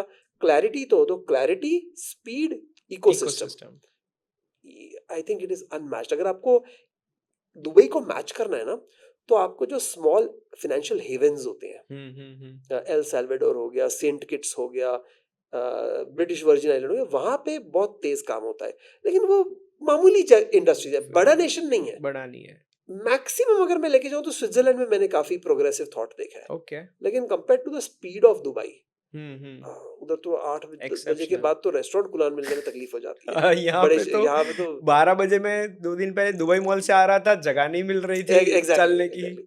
तो स्पीड जो है, size of economy, ecosystem, I think that ये दुबई को मैच ही नहीं किया जा सकता। 100%, आई ऑल्सो बिलीव दैट। पर सिंगापुर मैंने पर्सनली आपके जितना फील नहीं किया है, पर दुबई जैसे आपने बताया ना, जैसे कबाना करके कैफे है, ये हम बैठे हैं वहाँ पे। कबाना में लोग हुक्का करने जाते शीशा, हैं। हाँ। हाँ, शीशा शीशा, हाँ करेक्ट करेक्ट। मैं आया दुबई तो शीशा वर्ड मुझे नहीं पता था, मुझे हुक्का पता था। तो शीशा इतना चलता है यहाँ पे, इतना चलता है, तो वहाँ जाते हैं तो बड़े बड़े इन्फ्लुएंसर से लेके क्रिप्टो के इतने लोग मिल जाते वहीं हैं। पे बैठे होंगे। हाँ। नहीं, मैं भी एक बार कबाना गया था, हालांकि मैं शीशा करता नहीं हूँ। पुराना हिंदी का गाना था जो आपके जो यंग दर्शक है उन्होंने सुना नहीं होगा, बट एक गाना है, शीशा हो या दिल हो आखिर टूट टूट जाता जाता है। है। तो बस मैंने नहीं तोड़ना है, दिल वैसे ही टूटा हुआ है, शीशा भी टूट जाएगा। लेकिन ये पीछे छोड़ के मैं भी उधर इसलिए गया था कि सारे जो ये लोग थे वहीं पे क्रिप्टो, बैठे हुए हाँ मिलते हैं। हाँ। राइट, धुआं इतना तेज होता है बहुत कि ज्यादा, बहुत मेरे ज्यादा। लेवल से बाहर है, लेकिन फिर भी यार कम्युनिटी बहुत स्ट्रांग है। तो सर, रेगुलेशन में मुझे लगता है दुबई में तो इंडियंस, मतलब इंडिया वेब3 रेगुलेशन में इतना स्ट्रांग नहीं है, तो समहाउ ब्रेन ड्रेन पता ही हमें हो रहा है, बट सही में हो रहा है और हम रेस लूज कर रहे हैं। क्योंकि अगर जो वेब 2 की बात करें हम, तो यूएसए सुपर पावर वेब 2 में जो डेटा का कंट्रोल उसने लिया, फेसबुक, amazon और उन सब से, तो वेब 3 में समहाउ इंडिया के पास चांस था। सी बहुत खेद होता है मुझे, क्योंकि मैं अपने आप को बहुत ही पेट्रियाटिक इंडियन समझता हूँ। मतलब कि कंट्री जब के अगेंस्ट लाइक फ्लैग को सैल्यूट करो, जनगण मन बोलो, एकदम खुशी गूज़बम्प्स आ से, जाते हैं खुशी से, उस हाँ राइट। तो आपको इंडिया की एक चीज बताता हूँ, ये मैं बिल्कुल ही, क्योंकि मैं बहुत पेट्रियाटिक है इसलिए बोल रहा हूँ, मैं आलोचना नहीं कर रहा। कोई भी टेक्नोलॉजी हो, सोशल मीडिया हो, इंटरनेट हो, डिजिटल बैंकिंग हो, ई कॉमर्स हो, तो इंडिया में ना पहले उसको शक की निगाह से देखते हैं हुँ, कि कॉमर्शियल प्राइवेट एयरलाइन आ रहा है, प्राइवेट टीवी चैनल आ रहा है, प्राइवेट रेडियो चैनल, जितनी चीजें हो रही है, प्राइवेट म्यूचुअल फंड आ रहे हैं, प्राइवेट इंश्योरेंस कंपनी आ रही है, ये तो सब जो है, अपनी LIC अच्छी है, अपना यूनिट ट्रस्ट ऑफ इंडिया है, अपना इंडियन एयरलाइंस एयर इंडिया अच्छा है। तो पहले उसको शक की निगाह से देखते हैं, और शक की निगाह से जब आप देखोगे ना, तो आप उसे अपना नहीं पाओगे, हाँ, राइट। तो हम, जो बस होती है ना, वो बस जा रही होती है कि भैया इस बस में जो चढ़ गया ना कंट्री पहले, वो ई कॉमर्स का लीडर बन जाएगा, अमेजोन खोलेगा, ईबे खोलेगा वगैरह, वो बस चली जाती है। हम हुँ, देखते रहते हैं, ये बस का आगे एक्सीडेंट होने वाला है, ई कॉमर्स का, ई कॉमर्स की बस अच्छी नहीं है, बिटकॉइन की बस अच्छी नहीं है, उसका एक्सीडेंट, तो बस चली गई। फिर उसके और बसेस आती हैं कि भैया हाँ, अभी भी चढ़ दो, अभी चांस भी है, खचा, वो बस चली जाती है। इंडिया देखता रहता है, क्यों? बोलता है गलत बस है, ये बस का ड्राइवर है ना, वो एक्सीडेंट करेगा। पंचर हो जाएगा। फिर देखते हैं यार कि पूरा कारवां जा रहा है, तो इंडिया बोलता है यार कि हम कहीं लेट तो नहीं हो गए। तो इंडिया हमेशा ना, जो लेट रात की बस होती है ना, वो वो पकड़ता है। पकड़ता है। लेकिन ये हुई सबसे बुरी बात इंडिया की, we are always late to the party. हुँ, मतलब हुँ, पार्टी चल रही है, लोग नाच रहे हैं, हम गए नहीं उस पार्टी में, राइट। फिर सब लोग बोलते हैं यार अब तो सब लोग पहुंच गए हैं, बोलते हैं, हाँ, चल यार हम भी जाके चलो देख देख लेते लेते हैं। हैं, मतलब पार्टी खत्म नहीं है, रात को 2 बजे हम 1:30 बजे पहुंच रहे हैं पार्टी में कि भैया देखते हैं क्या हो रहा है। बेगानी शादी में अब्दुल्ला दीवाना। लेकिन एक अच्छी बात यह है कि जब इंडिया पार्टी में जाता है तो बहुत जोश से डांस करता है। तो जैसे ओके, भी ई कॉमर्स है, हम बिल्कुल अमेजोन वगैरह के लेवल के हिसाब से तो कुछ नहीं है, बट हमारा जो फ्लिपकार्ट है वो भी कुछ बना है। हमारा बिल्कुल। जो ये जोमेटो फूड ऑर्डरिंग या logistics and digital payment and Paytm वगैरह कुछ बने हैं, मतलब उनकी हुँ, हैसियत है। हुँ, अनफॉर्चुनेटली क्रिप्टो भी यही हो रहा है कि पहले तो भैया बंद कर दो, ये सब बकवास है। रिजर्व बैंक वाले ने तो हमारी इतनी धुलाई की हुई है, और भाई रिजर्व बैंक ने मतलब फाइनेंस मिनिस्ट्री से भी ज्यादा हमारी धुलाई की हुई है, इतना ज्यादा। और मैं BKC में बैठता था, तो BKC ओके, में जिधर हमारी बिल्डिंग थी, BKC Bandra Kurla complex in yes, Mumbai, तो उससे लगभग पहली बिल्डिंग दूरी सेबी की बिल्डिंग थी। अच्छा, तो हम अक्सर सेबी के ऑफिस जाते थे, मतलब उनका अगर क्वेश्चन इन पार्लियामेंट होता था तो वो हमसे सलाह मशवरा करना चाहते थे, या कोई कारणवश हम जाते थे। और RBI तो ऑफ कोर्स साउथ बॉम्बे में था, कई बार हम लोग गए वहां पर। तो होता ऐसा था कि हम उनको बोलते थे देखो यार, आगे जाके ना ये होने वाला है, हाँ, तो मान जाओ ना। मतलब मियाँ बीवी राजी तो काजी क्या करके बैठा है उधर, एग्ज़ैक्टली राइट। लेकिन वो यही है कि वो धीरे धीरे धीरे अभी मानने को तैयार है। अब US बोल रहे हैं कि हम सॉवरेन स्ट्रेटेजिक रिजर्व बना देंगे। मतलब आउट ऑफ द बॉक्स चीज़ हो जाएगी। सीरियसली, मतलब बाकी कंट्रीज का आप देखो तो डॉलर का रिजर्व होता है, गोल्ड का रिजर्व होता है, और थोड़े से और रिजर्व होते हैं। US के पास डॉलर तो अपने खुद के जुतरे छापने छाप रहे हैं, गोल्ड का रिजर्व पड़ा है फोर्ट नॉक्स में, उधर बिटकॉइन का। और उधर हमारे इंडिया में बोल रहे हैं कि यार ये क्या कर रहे हो, CBDC आ गया है तो अब तुमको बिटकॉइन की क्या जरूरत है, एटसेट्रा, राइट। तो यही है कि इंडिया पार्टी में हमेशा लेट जाता है। लेकिन अगर जाके फिर भी जोर से नाचे ना, तो तो फिर भी अब अपना चांस कुछ थोड़ा पोजीशन बना ले। वो हम इतने लोग इतने हाँ, हैं। बहुत मतलब कोई भी वेब 3 बड़ी कंपनी भी देख लो, कोई ना कोई टेक में इंडियन या एडवाइजरी में इंडियन तो होगा ही सी होगा। एक्चुअली ना, मुझे लगता है कि इसका हमें गर्व नहीं होना चाहिए। ओके, जैसे हम बोलते हैं कि देखो, गूगल का हेड भी इंडियन है, माइक्रोसॉफ्ट का हेड भी इंडियन है, और ऐसे हम 50 कंपनी का नाम ले लेते हैं। यार वो इंडिया में बैठ के क्यों नहीं करते? क्योंकि वो कंपनीज ने ऐसा माहौल बनाया है जहां के एक व्यक्ति आके सितारा बन सके। अपने आप को प्रूव कर सके। करेक्ट। वो जब इंडिया में था ना, वो नहीं कर पाता। हुँ, अगर हुँ, यही लोग सुंदर पिचाई और ये सारे लोग इंडिया में बैठे होते फिर भी कुछ करते, लेकिन वो इस उतना नहीं लेवल पे नहीं। नहीं कर पाते। तो मुझे लगता है कि जब ऐसा कहते हैं ना कि आप नासा चले जाओ, उधर इंडियन भरे हुए हैं, आप ABC XYZ चले जाओ, इंडियन भरे हुए हैं, मुझे इस बात का ज्यादा गर्व नहीं होता। हाँ, खुशी है भरे हुए हैं, ना हाँ, भरे हाँ, हुए तो हाँ। उससे तो बेहतर है। हाँ, हाँ, लेकिन यार अपने देश में भी करो ना, सही है। राइट। मतलब फॉर एग्जाम्पल मैं आपको बताता हूँ, अभी हम दुबई में बात कर रहे हैं, तो चाहे ड्राइवर हो, हुँ, चाहे मैं जो भी लेट अस से middle class, lower middle class के जो एम्प्लॉइज हैं, हुँ, हुँ, मैं हुँ। नाम नहीं ले रहा, वो फिलीपीन से भी आते हैं, साउथ ईस्ट एशिया से आते हैं, इंडिया से आते हैं, लेकिन उनका जो काम करने का तरीका है, चाहे वो कारपेंटर हो, इलेक्ट्रिशियन हो, ड्राइवर हो, जो भी हो, इतने मेहनत और लगन से काम करते हैं इधर। यही बंदा जब इंडिया में था ना, तो वो मतलब अरे बिल्कुल नहीं। यार क्यों मतलब करना यार पड़ रहा है? सेम आदमी, एटीट्यूड का फर्क हो गया। हाँ, हाँ। सरकार को ब्लेम नहीं कर सकते।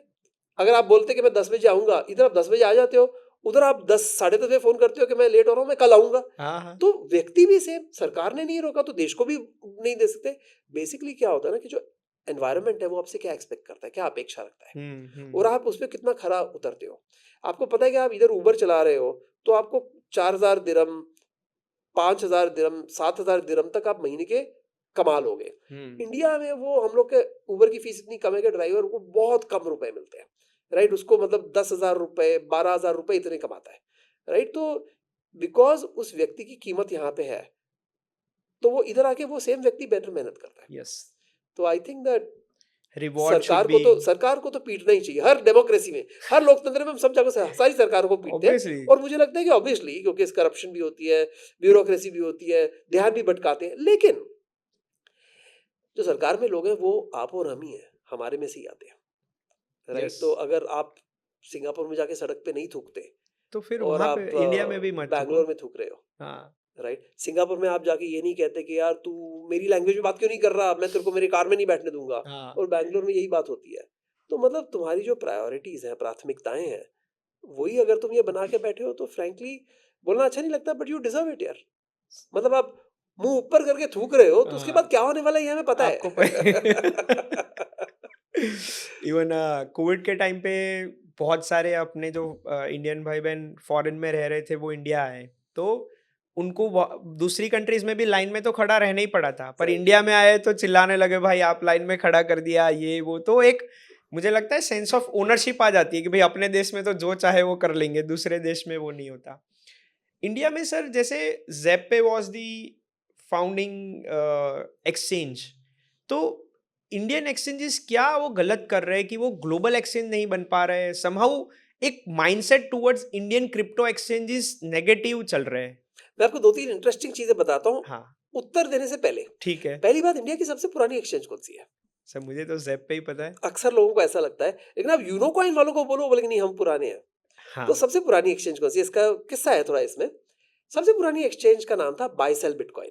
ओके वो उसका फाउंडर था माहिन गुप्ता, 2012 में। 2012 12 में। फिर यूनो ओह कॉइन शुरू हुई 14 में, ज़ेप्पे शुरू हुआ 15 में, ओके राइट? 2012 में। और उस समय ऐसा होता था कि जो ब्रोकरेज होती है ना, जो इस समय समझो 0.1% होती है, उस समय ब्रोकरेज होती थी 15%। अच्छा 15, 15% पॉइंट 15 नहीं, 0.015 नहीं, 15% 15%। एक मतलब बिटकॉइन लिया तो पॉइंट 15 बिटकॉइन हाँ, उनका मतलब जैसे आज जितनी आप ब्रोकरेज देते हो उससे 1500 टाइम्स ज्यादा। आज पॉइंट वाला है तो उसका 15, राइट, या 150 टाइम्स ज्यादा। सॉरी मेरी कैलकुलेशन गलत है, but here's the interesting thing. और उसके अंदर क्या होता था, आपको शाम तक बताना होता था आपको कितना बिटकॉइन बेचना है, कितना खरीदना है, किस कीमत पे। और ओके आपको अगले सुबह बताया जाता था कि बिका था कि नहीं बिका था। ओके तो ऐसे कोई ऑर्डर बुक नहीं थी जिधर के आपको दिख रहा है इतना, राइट, ऐसे हो चला था। तो एक ही एक्सचेंज थी, एक ही बंदा चलाता था, वो फिर करते करते थक गया, ओके उसने उसको बंद कर दिया। तब तक यूनो कॉइन चालू हो गई, ठीक है राइट। और तब तक ये जो माहिन गुप्ता था, ये दो दोस्तों को मिला, उनको समझाया क्या होता है। उनका नाम था संदीप गोयनका और सौरभ अग्रवाल। तो इन्होंने ओके बोला चलो यार मिलके चालू करते हैं। वो बनी ज़ेप्पे, जो कि समझो यूनो कॉइन से 6-8 महीने बाद हुई। तो अगर आज जो एक्सचेंजेस चल रहे हैं उनको देखा जाए तो या you are right, you know coin सबसे पहले आई थी। लेकिन जो ज़ेप्पे थी वो बाय सेल बिटकॉइन का जो उससे न्यू रूप पहले था, चला वो जो न्यू हाँ रूप था वो थी, राइट। ओके तो वो सोचते हैं यार हम तो उससे तो मतलब 2012 से ये, हाँ, तो ये दोनों ना, ये दोनों जो है वो अपने आप को ओल्डेस्ट बोलती है और एक प्रकार से सही भी है। लेकिन जो सबसे पहले थी वो बाय सेल बिटकॉइन थी, जो कुछ समय बंद होकर ज़ेप्पे के रूप में चालू हुई। ओके एक इंटरेस्टिंग चीज आपको ये बताता हूँ। दूसरी चीज, आपने कहा कि इंडियन एक्सचेंजेस मतलब ग्लोबल इतनी क्यों नहीं बन जाती। हालांकि कॉइन डीसीएक्स ने बिटओएसिस एक्वायर किया है तो कुछ हद तक उनके इंटरनेशनल एक्सपेंशन है, लेकिन मतलब अगर आप बोलो बाइनेंस से कंपेयर करो या किसी भी टॉप 10 से कंपेयर करो तो नहीं बन पाते।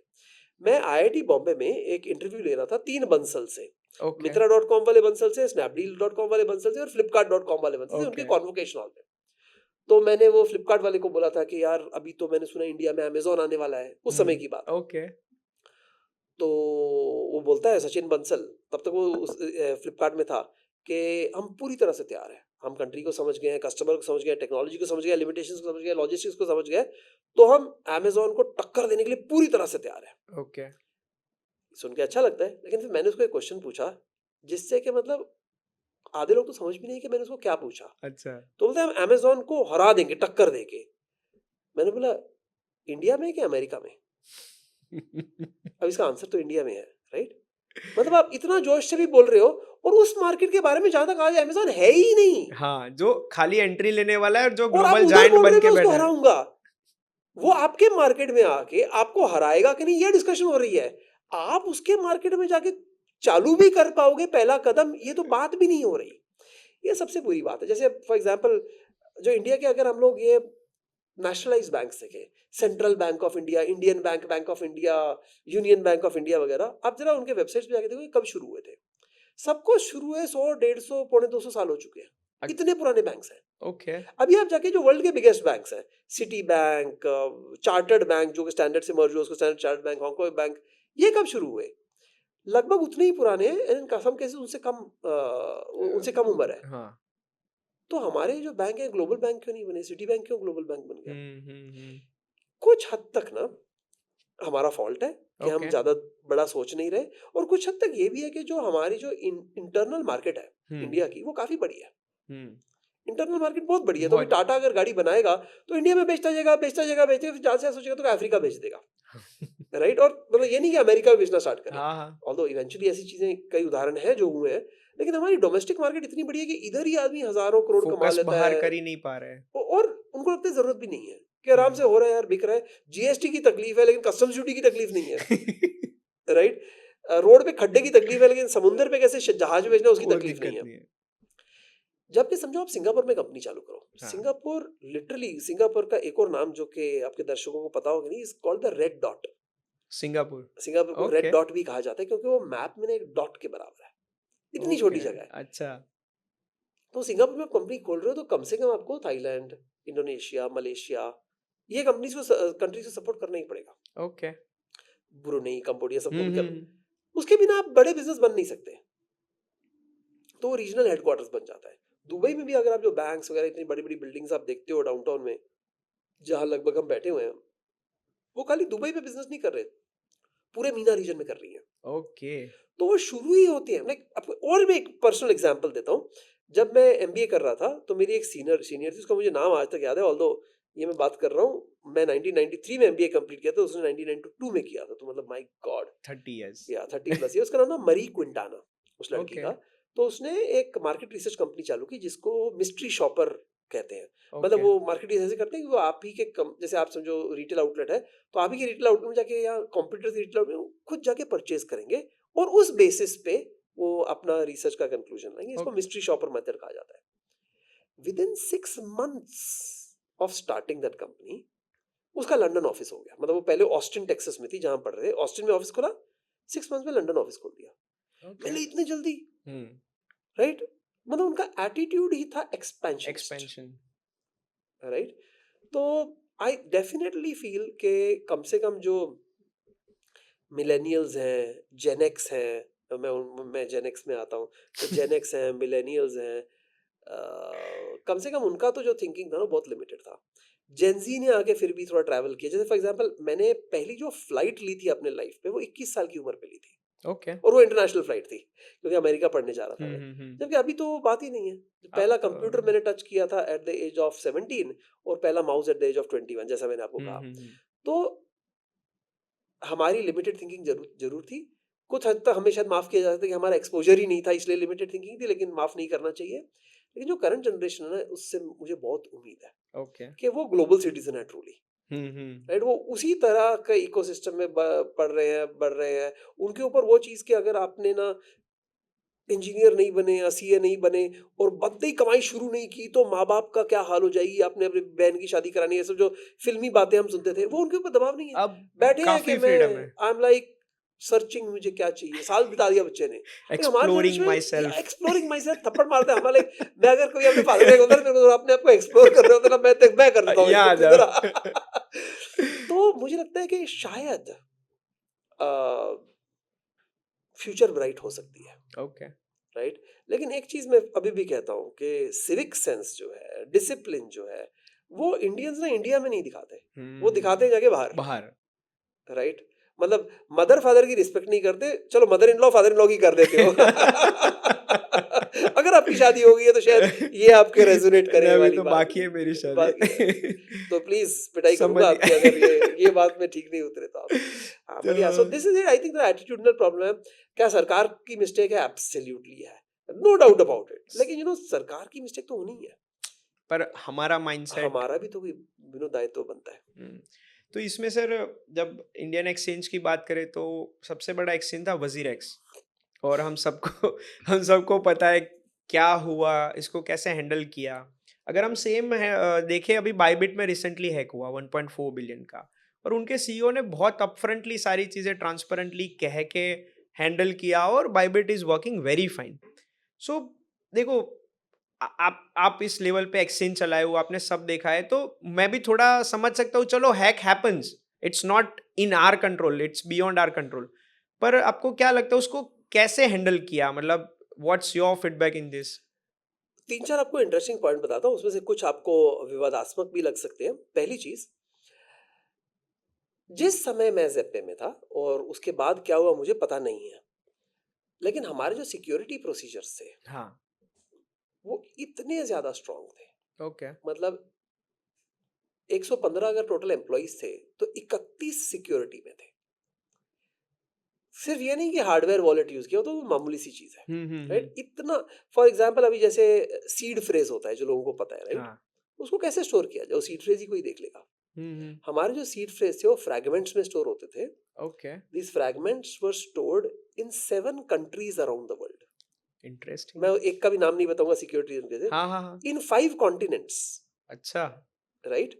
और कई कंट्रीज में 2 अलग अलग शहर में लॉकर लेके उसका एक पार्ट रखा जाता था। 31 लोग जो थे वो कौन, मतलब किसी के पास कोई फ्रेज है, किसी के पास कोई वर्ड है, किसी के पास कोई वर्ड है, उनको ये नहीं पता कि दूसरे वर्ड किसके पास है। हर एक को सिर्फ 2 और लोग पता है। बहुत ओके, स्ट्रांग, और अगर किसी ने ये पता करने की दोस्ती दोस्ती में कोशिश की, वो person will be fired right there, immediately, right? That means अगर ये 31 लोग में से 5-8 लोग अगर मिल भी जाए ना, तो पहली बात, उन्होंने कभी सीड फ्रेज उनके कंट्रोल में होते थे, उन्होंने कभी देखे नहीं होते थे, क्योंकि वो ओके, टैंपर प्रूफ बैग में सील्ड होते थे। वो टैंपर प्रूफ बैग फाड़ के खोल सकते हैं, तो हम्म, वो 2-3 वर्ड देख लेंगे। हम्म, वॉलेट भी एक नहीं था, कई वॉलेट थे, हाँ, तो हाँ, 4 वर्ड तक देख लेंगे। पहली बार 4 वर्ड से कुछ मिलेगा नहीं। और जब उनके टैंपर प्रूफ बैग की एग्जामिनेशन होगी जो पीरियडिकली होगी, टैंपर प्रूफ इसलिए बोलते हैं कि एक बार खोल दिया तो बंद नहीं हो सकता, फिर खत्म, पता चल राइट? ही जाएगा पता कि खुल चलेगा, गया एक तो है। वो निकाला जाएगा और फिर सारे जो पूरा सिस्टम है ना, ये पूरा रिवैम्प किया जाएगा, और कुछ हद तक रिवैम्प। इस लेवल की हमारी सिक्योरिटी होती थी। जब हमको हर तरह के glacial wallet, enterprise wallet, CEO wallet, hot wallet, warm wallet, cold wallet, कई सिस्टम थे हमारे। पूरे डिटेल्स आपको ऑब्वियसली मैं नहीं दूंगा, क्योंकि एक तो बदल भी गया होगा, एंड सेकंड सिक्योरिटी सिक्योर, होती है। तो जो हमारे जो रिलेटिवली बिगर वॉलेट्स थे, हम्म, जिसके अंदर समझो 1% से ज्यादा टोकन हो, ओके, 1% या एक्चुअली इवन 0.5% से ज्यादा हो, ओके, उनको जब एक्सेस करना हो तो वॉलेट कैसे एक्सेस किया जाता है? आप किसी तरह पासवर्ड बोलो, प्राइवेट की बोलो, सीड फ्रेज बोलो, वो एंटर करते हो। हम्म, ये एंटर आप कैसे करते हो? आप टाइप करोगे। बिल्कुल, What if there's a sensor listening to that typing? What if there's a electromagnetic sensor? What okay, if somebody is seeing? What if कोई कैमरा लगा हुआ है? हम्म, क्योंकि आपके पास $2 बिलियन है, लाइक मेरे अंडर $2 बिलियन होते थे। मतलब इंडिया के हिसाब से सोचो, 15,000 करोड़ रुपए ओ तब तब की बात। 5-6 साल हाँ हाँ, पहले, 2018 की बात कर रहा हाँ, हूँ, 5-6 साल से भी ज्यादा। तो मतलब डर लगा रहता था हमको। तो how do you communicate with your computer? Hmm, आप टाइप नहीं कर सकते कुछ। टाइप किया तो तुम्हारे फिंगरप्रिंट कोई कीबोर्ड पे देख सकता है। वो हर की अलग आवाज हो गई, जेम्स बॉन्ड जैसा कोई इक्विपमेंट लेके सुन रहा हो। बिल्कुल, टाइप नहीं कर सकते। ओके, आप उसको वायर के थ्रू एंटर नहीं कर सकते, क्योंकि वायर के थ्रू एंटर किया तो पता नहीं कोई इलेक्ट्रोमैग्नेटिक सेंसर बैठा हो। ट्रैक कर ले, तो कैसे आप जो आपको इंफॉर्मेशन उधर डालनी है कंप्यूटर में, कैसे डालो? There can be no wire, there can be no touch, device, there can be, हाँ, नहीं हो सकता। तो हमने अपनी एक टेक्नोलॉजी बताई थी, जो मैं ऑब्वियसली बता नहीं सकता आपको। अच्छा, उसके ऊपर से ये पूरा ऑपरेशन होता था फैराडे केज के अंदर। ओके, फैराडे केज, अगर लोगों को फिजिक्स के बारे में थोड़ा भी पता है, कि उसके बाहर इलेक्ट्रोमैग्नेटिक अगर रीडर हो तो उसके अंदर क्या हो रहा है पता नहीं चल सकता, राइट? तो इतनी हम सिक्योरिटी करते थे। तो हमारे जो कॉम्पिटिटर होते थे उस समय, वो 2 ट्रेजोर लेके घूमते थे कि ये कि ये हो गया इनपुट इनपुट डाला, और ये हो गया आउटपुट, आउटपुट, ये हो गया हॉट वॉलेट, ये हो गया कोल्ड वॉलेट। तो हमारे और उनके सिक्योरिटी में कम से कम 100 गुना का फर्क था। लेकिन अगर मैं ये जाके बाजार में बोलूं कि देखो हमारी ये सिक्योरिटी ज्यादा कर है, रहे हैं, तो लोग बोलेंगे तू तो बोलेगा ही ना, तो ये तो बिजनेस है। तो हाँ, हाँ, जब वो भी बोल रहा है मैं सिक्योर हूं, ना वो हैक हुआ है ना तुम हैक हुए हो, बिल्कुल, राइट? लेकिन जब वो शायद कालिदास की एक कपलेट था, विच सेज काकह कृष्ण की पिकह कृष्ण को भेद पिक काके हो। काकह यानी कौवा काला होता है, पिकह कृष्ण कोयल भी काली होती है। तो कौवा और कोयल में फर्क क्या हुआ? को भेद पिक काके हो, वसंत समय प्राप्ते काकह काकह पिक पिकह, यानी कि जब वसंत का समय आता है तब तब कौवा काका बोलता रह जाता है, लेकिन जो कोयल है वो गाती है। बिल्कुल राइट, तो जब तक हैक नहीं हुआ ना तब तक तो सब ठीक है यार। तुमने दर पे दरवाजे में ताला लगाया कि नहीं, तुम्हारा वॉचमैन है कि नहीं, जो चोरी हुई, तो सब हीरो है। तो पहली बात, जैसा आपने कहा कि हैक तो हो सकता है, मैं इस बात को भी मानने को तैयार नहीं हूँ। Okay yes you are right, hack हो सकता है, बड़े बड़ों का हैक हुआ है, लेकिन क्या आपने सब कुछ किया था जो आपके कंट्रोल में था? क्या आपने वो सिंसियरिटी डाली थी? आपने खाली सिस्टम नहीं बनाया, आपके लोगों ने वो सिंसियरिटी डाली, ये मुझे नहीं पता। ओके और मैं इतने आराम से किसी भी एक्सचेंज हो, जितने तो आपने 2 नाम लिए, वो हो कि और 200 हो, किसी को भी माफ नहीं कर सकता। ओके मतलब हमको पता है कि हमारा लाइक 1/3 ऑफ द डे किसी प्रोसेस में चला जाता था अच्छा कि ईमेल आई, तो उसने ईमेल आई तो अटैचमेंट को क्लिक कर दिया। हाँ ठीक है, इंडिविजुअल कर सकता है ना, हम एक्सचेंज चला रहे हो क्या, आप कैसा कर सकते हो? राइट, अब कि भाई अब हमने सॉफ्टवेयर अपग्रेड कर दिया, सबने अपग्रेड कर दिया, अपग्रेड कर दिया मतलब सॉफ्टवेयर चेंज कर दिया। राइट, अपग्रेड का मतलब चेंज होता है ना। हाँ हाँ हाँ ये किसने अलाउ किया आपको? जैसे कोई भी आउट ऑफ प्रोसीजर चीज हो, सारा सारा सिक्योरिटी लाइक बिल्डिंग बाद, no more transaction can be done. अब समझते हैं क्या हुआ। राइट, तो इस हद तक जाने की जरूरत होती है कि दूसरे पैसे, तो पहली बात मैं ये मानने को तैयार नहीं हूँ कि हैक तो हो ही जाता है। ओके हालांकि इट इज ट्रू, हैक तो हो ही सकता है, लेकिन क्या आपने सब कुछ किया था, ये पहला डर है। दूसरी चीज, देखो बाइबिट का हुआ, उसने इमीडिएटली सारे पैसे दे दिए, सीईओ आ गया, ये बंदा छुप के बैठ गया, उसने क्या बोलते हैं इंटेलिजेंट बनने की कोशिश की। ये उनकी जो रियलिटी थी ना दोनों की, मेरे को पता नहीं है। ऐसा उसके बाइबिट वाले के पास पैसे थे या पैसे जमा करने का हैसियत थी, इसके पास नहीं थी। हो सकता है राइट, तो वो मेरे को पता नहीं है क्या स्टोरी थी। तो वो पार्ट जिसमें निश्चल को सबसे ज्यादा पिटाई होती है, उसमें मैं उसकी पिटाई नहीं करता। मैं पहले पार्ट में पिटाई करता हूँ कि कि हैक सारे जो क्यों फाउंडर, मतलब फाउंडर कौन है? लोग बोलते हैं वो तो बाइनेंस की कंपनी है, वो बोलते हैं मैं अपना ये बिजनेस चला रहा हूँ, अपना वो बिजनेस चला रहा है। तो ये लावारिस जो है, इसका माँ बाप कौन है? ये प्रॉब्लम है। बहुत बड़ा right, like for example, at least for a period जब मैंने बहुत ध्यान दिया था इस पे, तो हमारे को लगभग एक दिन में 600 अटेम्प्ट होते थे हैक होने के एक दिन इंसेंटिव, में एक हर 600 पर डे ओह मैन लगभग 600 हैक अटेम्प्ट होते थे। और ओके ये जेन्युइन अटेम्प्ट थे। उसके ऊपर से लगभग 50 अटेम्प्ट तो हम खुद करते थे, देखने ओके के लिए हमारे कि लोग भाई सतर्क है कि हाँ नहीं। हाँ हाँ राइट, 50 नहीं, 2-3 अटेम्प्ट तो हम खुद भी करते थे ऑन मतलब डेली हाँ basis. Right, red team, blue team, जो आपके अगर यस किसी दर्शक को पता हो।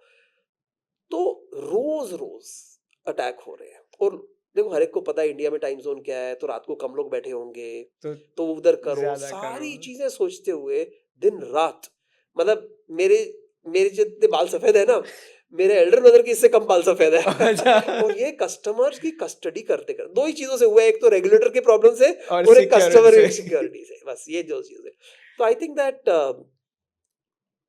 सी, खाली इंडियन क्रिप्टो एक्सचेंजेस क्यों नहीं विश्व स्तर पे कुछ खास कर पाई, इसका सवाल ये भी पूछा जाता है कि इंडियन स्टार्टअप्स इन जनरल क्यों नहीं कर पाते। सो यस हर जगह पे हमारे अंदर कोई कमी है।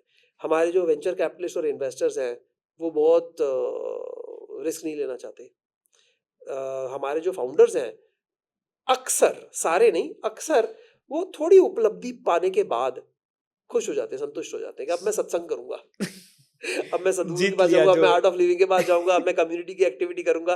अरे भैया, अमेरिका में वो 80 साल का बुड्ढा अपने दूसरे 85 साल के पार्टनर के साथ पैसे कमाने में लगा हुआ है, तुम 40 पे बोल रहे हो मैं अभी फाइनेंशियली इंडिपेंडेंट हो गया वगैरह। तो सेकंड प्रॉब्लम ये भी है। थर्ड प्रॉब्लम ये है कि इंडिया में, अगर मैं बता रहा हूँ, जब मैं दुबई मूव हुआ था, सिंगापुर में कुछ हद तक मैंने देखा, सिंगापुर में उससे भी ज्यादा, हम कोई बिजनेस स्ट्रैटेजी सोचते हैं, सबसे पहले सोचते हैं कि भैया इनकम टैक्स वाला क्या सोचेगा, इसकी जीएसटी इंप्लीकेशन क्या है, इसका ये क्या है। जब ये दुबई में आप बिजनेस करते हैं तो दिल खोल के करते हो, ये सब वो ख्याल बहुत बाद में आते हैं। हाँ राइट, तो एक तो ये जो माहौल है वो भी प्रॉब्लमेटिक है।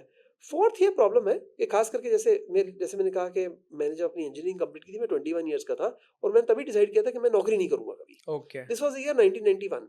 ओके लाइक मेरे पेरेंट्स ने मेरे को बोला, तेरे को आज से हम एक पैसा नहीं देंगे, तू घर में हमारे साथ रहे, खाना मिलेगा तेरे को, पर नौकरी नहीं कर रहा ना, तुझे मिली थी ना अच्छी नौकरी गोदरेज में, नहीं ली ना तूने, तो मतलब तू खुद कमाएगा, अब कमा। ओके मतलब उस लेवल से हमें प्रॉब्लम। ऑफ कोर्स, जैसा क्या जनरेशन गैप भी होता है, आजकल बात अलग है। तो आई थिंक हर तरह से ना हम थोड़ी थोड़ी मार खाते हैं, और थोड़ी थोड़ी मार इतनी ज्यादा हो जाती है। राइट, तो वो आपके जो दर्शक ये देख रहे हैं, जो मैंने सारी बातें की वो सब बहाने हैं। आपको ऐसा करने की जरूरत नहीं है। आप ग्लोबल एंटरप्रेन्योर पहले दिन से बन सकते हैं।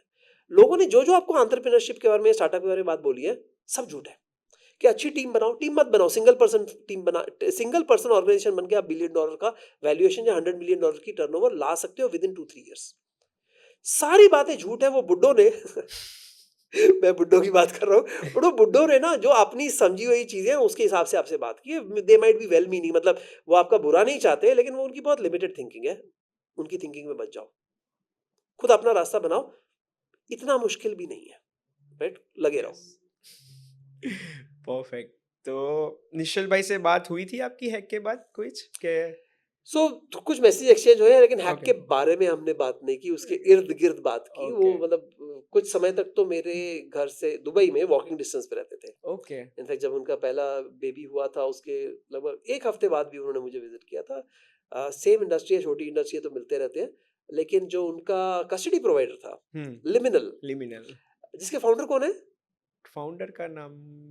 Same founder of buy sell bitcoin, oh same founder of Zebpay, Mahin Gupta. Okay okay तो मतलब वो जब जब उन्होंने लगाना कोशिश की कि ये लिमिनल का फॉल्ट वगैरह था, तो हम तो जानते हैं कि इंडिया में जितना क्रिप्टो है ना, वो समझो जो टॉप 5 लोगों को क्रेडिट दिया जा सकता है। लाइक मुझे लोग बोलते हैं ओरिजिनल ओजी है, अरे हम भी उनके कंधों पे खड़े हैं। उन टॉप 5 लोगों में से एक इज माहिन गुप्ता। इंडिया का फर्स्ट एक्सचेंज 2012 में चलाया, फिर 2015 में ज़ेप्पे चालू किया, फिर लिमिनल। तो मतलब लिमिनल ने कोई बदमाशी की हो, ये तो मतलब मेरे लिए इम्पॉसिबल था, चाहे वो ट्विटर पे कितना भी घुमा फिरा के वो दिखा जाओ। हाँ हाँ लिमिनल की कोई गलती हो या कमी हो, ये देखो हर व्यक्ति की हो सकती है, हर एक्सचेंज की हो सकती है, लेकिन वो भी मानना बहुत मुश्किल था। क्योंकि ज़ेप्पे में जो तरह से आपने एक्सप्लेन किया, और जो भाई वो सिस्टम किसने बनाए थे?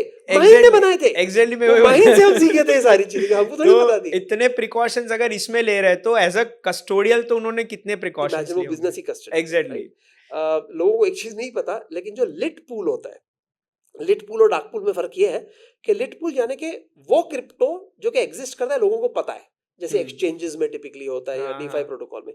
डार्क पूल होता है किसी का आपको पता भी नहीं है। ओके तो लिट पूल का जो इंडिया का क्रिप्टो है ना, एक समय पे लगभग 60% इंडिया का क्रिप्टो लिमिनल संभालता था। 60%। 60% ऑफ इंडिया क्रिप्टो, राइट? तो मतलब वो मिस्टेक करते, मतलब इट वाज लाइक मेरे समझ से बिल्कुल बाहर था। हाँ, लेकिन ये है कि अभी भाई गलती होगी तो सब एक दूसरे की तरफ उंगली वो पॉइंट तो कर रहे हैं, तो मैं लगे ब्लेम गेम चलती हाँ, रहती ब्लेम है। चल रही है। मैंने माहिन या लिमिनल ऐसा कर नहीं सकता। तो ये सारी इस मामले में लिमिनल के साथ मैंने बहुत टाइम स्पेंड किया था, क्योंकि वो अपना ही आदमी है, राइट? उसके साथ एग्जैक्टली मैंने काफी टाइम स्पेंड किया, समझा क्या हुआ वगैरह। और बेसिकली मुझे लगता है कि हर लेवल पे मिस्टेक हुई है। ओके एक तो डेफिनेटली जितनी कॉशन बरतने चाहिए थे वो नहीं करे गए।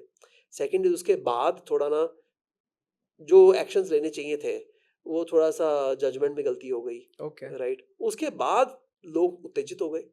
अभी लोग उत्तेजित हो गए तो लोग माफ करने वाले नहीं है। बोलते मेरे अब तो मेरे पास 100 टोकन थे तो 100 टोकन वापस दे। वो तो 100 टोकन वापस दे नहीं सकता मैं।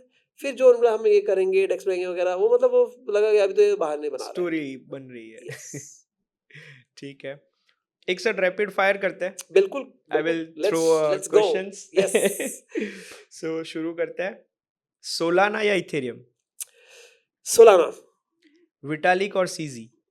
CG. One web three buzzword आप सुन के पक चुके हो? KOL. Oh, most underrated crypto project आपके हिसाब से? Zero land. ओके, हाँ, देखो आपको भी सुना नहीं था, आपने नहीं यहाँ है। ज्यादा क्लिक नहीं हुआ। हाँ, क्यों? क्योंकि अंडररेटेड है। अंडररेटेड का मतलब यही होता है, yes zero yes land. Yes. अगर आप अब डिस्क्लेमर, मैं उसका एडवाइजर भी हूँ और निवेशक भी हूँ और फर्स्ट निवेशक भी हूँ, और उस फाउंडर ने जो इससे पहले 3 प्रोजेक्ट बनाए, मैं सब में निवेशक था। ओके ओके, ठीक है। हाँ। अगर आप क्रिप्टो में नहीं होते तो कौन सी इंडस्ट्री में होते हैं? मैं प्रोफेसर होता। Okay, most overrated founder web three का? इतने सारे लगभग सारे, क्योंकि मैं नाम इसलिए नहीं ले रहा क्योंकि अपने भाई बंधु है यार, राइट? ओके लगभग सारे। लो। कोई एक रेगुलेशन जो आप चाहते कि वो एग्जिस्ट करता हो, क्रिप्टो में होना चाहिए था पर नहीं है? ओहो, ये तो बिल्कुल उल्टा क्वेश्चन है, विपरीत है। तो हम चाहते हैं रेगुलेशन ना हो, राइट? तो I would say disclosure, okay regulation की जगह डिस्क्लोजर। ओके कि हमें, जैसे ऑस्ट्रेलिया जब हम गए थे, उन्होंने हमको ये कहा ऑस्ट्रैक ने, जो करना चाहते हो करो, हमको बता के करो। फेयर इनफ हम ये नहीं बताएंगे आपको कि आप क्या करो, आपको जो करना है करो, लिख के दे दो, कि हम हम बाद ये में कर रहे हैं। ये कर रहे हैं और हम चेक करेंगे कभी कभी आके कि आप जो ओके, बोल रहे हो कर रहे हो कि करेक्ट, नहीं। तो okay, regulation bye disclosure. Disclosure, okay, okay. कोई एक वेब3 की बुक या पॉडकास्ट जो आप रिकमेंड करोगे लोगों को? एंटोनॉप ओके, चैनल का नाम है, तो बंदे का नाम है एंड्रियाज एंटोनोपोलिस। ओके, तो उसका जो लास्ट नेम है एंटोनोपोलिस, उसका एंटोनॉप विच इज AANTOP। ओके, जो मैं मतलब बोलते हैं ना, केजी से लेके पीएचडी तक पढ़ाई किया है, तो केजी से लेके जो 8वीं तक पढ़ाई की थी ना, तो उस एक बंदे के कंधे पे खड़े होके की थी। और वो ओके, बहुत बड़ा बंदा है, बोरिंग वीडियो बनाता है, उसको शायद हिंदी समझना है तो मेरी पिटाई नहीं करेगा, लेकिन क्या बनाता है, मतलब लाइक दिमाग की बत्ती खुल जल जाती है। चलो बढ़िया। NFTs here to stay or a temporary trend? NFT is here to stay. Okay. Decentralisation या कन्वीनियंस, इन दोनों में से क्या पिक करोगे? Web3 के दायरे में डिसेंट्रलाइजेशन। ओके, अगर कन्वीनियंस की बात करें तो Web3 भी भूल जाओ। ओके। USA, इंडिया, UAE, कौन वेब3 रेस जीतेगा? ओहो, मतलब इसका आंसर मेरे पास है, लेकिन ये मतलब गद्दारी लगती है। पर फैक्ट तो सी बोलना ही पड़ेगा। ऑल इकोनॉमिक्स यूएस ही जीतता है, हम्म, सबसे तेज यूएई ही दौड़ता है, हम्म, बड़ी मार्केट इंडिया की है, तो तीनों अपने अपने तरीके से, लेकिन कंपनसेट करेंगे रेस एक में दूसरे। लास्ट इंडिया ही आएगा। ओके। आई नो बोलना बहुत बुरा लगता है, लेकिन अभी फैक्ट पर भी तो जो है। ठीक है, हो यहाँ गया अपना rapid fire. Rapid fire complete करते अरे हैं। यार मैं डर गया था, पता नहीं क्या पूछ लो आप मेरे से। नहीं नहीं, थोड़ा कैजुअल वाला ही रखा था। हाँ नहीं नहीं, निश्चल शेट्टी को जेल होनी चाहिए कि फांसी? ऐसा अभी ऐसा पूछने तो मैं क्या जवाब देता आपको। नहीं नहीं, कंट्रोवर्शियल नहीं रखे थे। ठीक है, तो चलो बढ़िया। एंड करते हुए, कोई एक ऐसी चीज आप चाहते हो कि जो बहुत लोगों तक पता नहीं, पर आप चाहते हो कि अजीत खुराना के बारे में लोगों को पता हो? मेरे बारे में मैं एक काम करता हूँ, मैं आपका क्वेश्चन थोड़ा बदल देता हूँ, बिकॉज ठीक फ्रैंकली है, आपने जितनी रिफ्लेक्सिकल की भी बात की ना, मैं अपने कामों के बारे में इतनी बात करना नहीं चाहता। मतलब मैं मेरे बारे में ना सोचते हुए मेरे विचार के बारे में बताता हूँ। ओके, आपके दर्शकों को मैं सिर्फ इतना ही कहूँगा कि जो मेरी ज़िंदगी की सबसे बड़ी उपलब्धियाँ हुई हैं, सक्सेसेस हुए हैं, और जो मेरे सबसे बड़े फेलियर्स हुए हैं, उनके मैं कारण पे जाऊँ और एक लिस्ट बताऊँ कि मैं किस कारण से यूजुअली फेल होता हूँ और किस हम्म, कारण से यूजुअली फेल होता हूँ, तो सक्सीड होता हूँ। एक ही बात है, जब मैं लोगों की बात मान लेता हूँ और सोचता हूँ कि ये बोल रहे हैं ना तो ये सत्य है, अच्छा, उधर मैं फेल हो जाता हूँ, ओके, क्योंकि जनरली वो सत्य नहीं होता। राइट, अपनी सोच रखो, ओरिजिनल सोच रखो, क्रिटिकली थिंक करो, लोगों की बातें मत मानो। हर एक बंदा वो डीजन बन के बोलता जा रहा है कोई चीज, तो तुम भी वही बोलने लग जाओ। हर एक बंदा बोल रहा है मैंने ये पैसे पैसे कमाई, ये किया वो किया, तुम भी वही बनने लग जाओ, तुम बेवकूफ बनोगे, तुम उनकी एग्जिट लिक्विडिटी बनोगे, तुम उनको अमीर बनाओगे। हम्म, राइट, सोचो कि यार सब अंधे हैं, अंधों में काना राजा भी नहीं है, सब अंधे हैं। अब ओके, अंधे होते हुए रास्ता ढूंढना है। यस, राइट, तो अपनी बाकी सेंसेस यूज करो। Perfect, perfect. सो सर, बहुत मज़ा आया आपके साथ बात करके, काफ़ी खुल के आपका फन साइड भी देखा, ऐसे ऐसे इंसाइट्स पता चले एक्सचेंज के, रिफ्लेक्सिकल के, आपके थॉट प्रोसेस, बहुत ही मज़ा आया।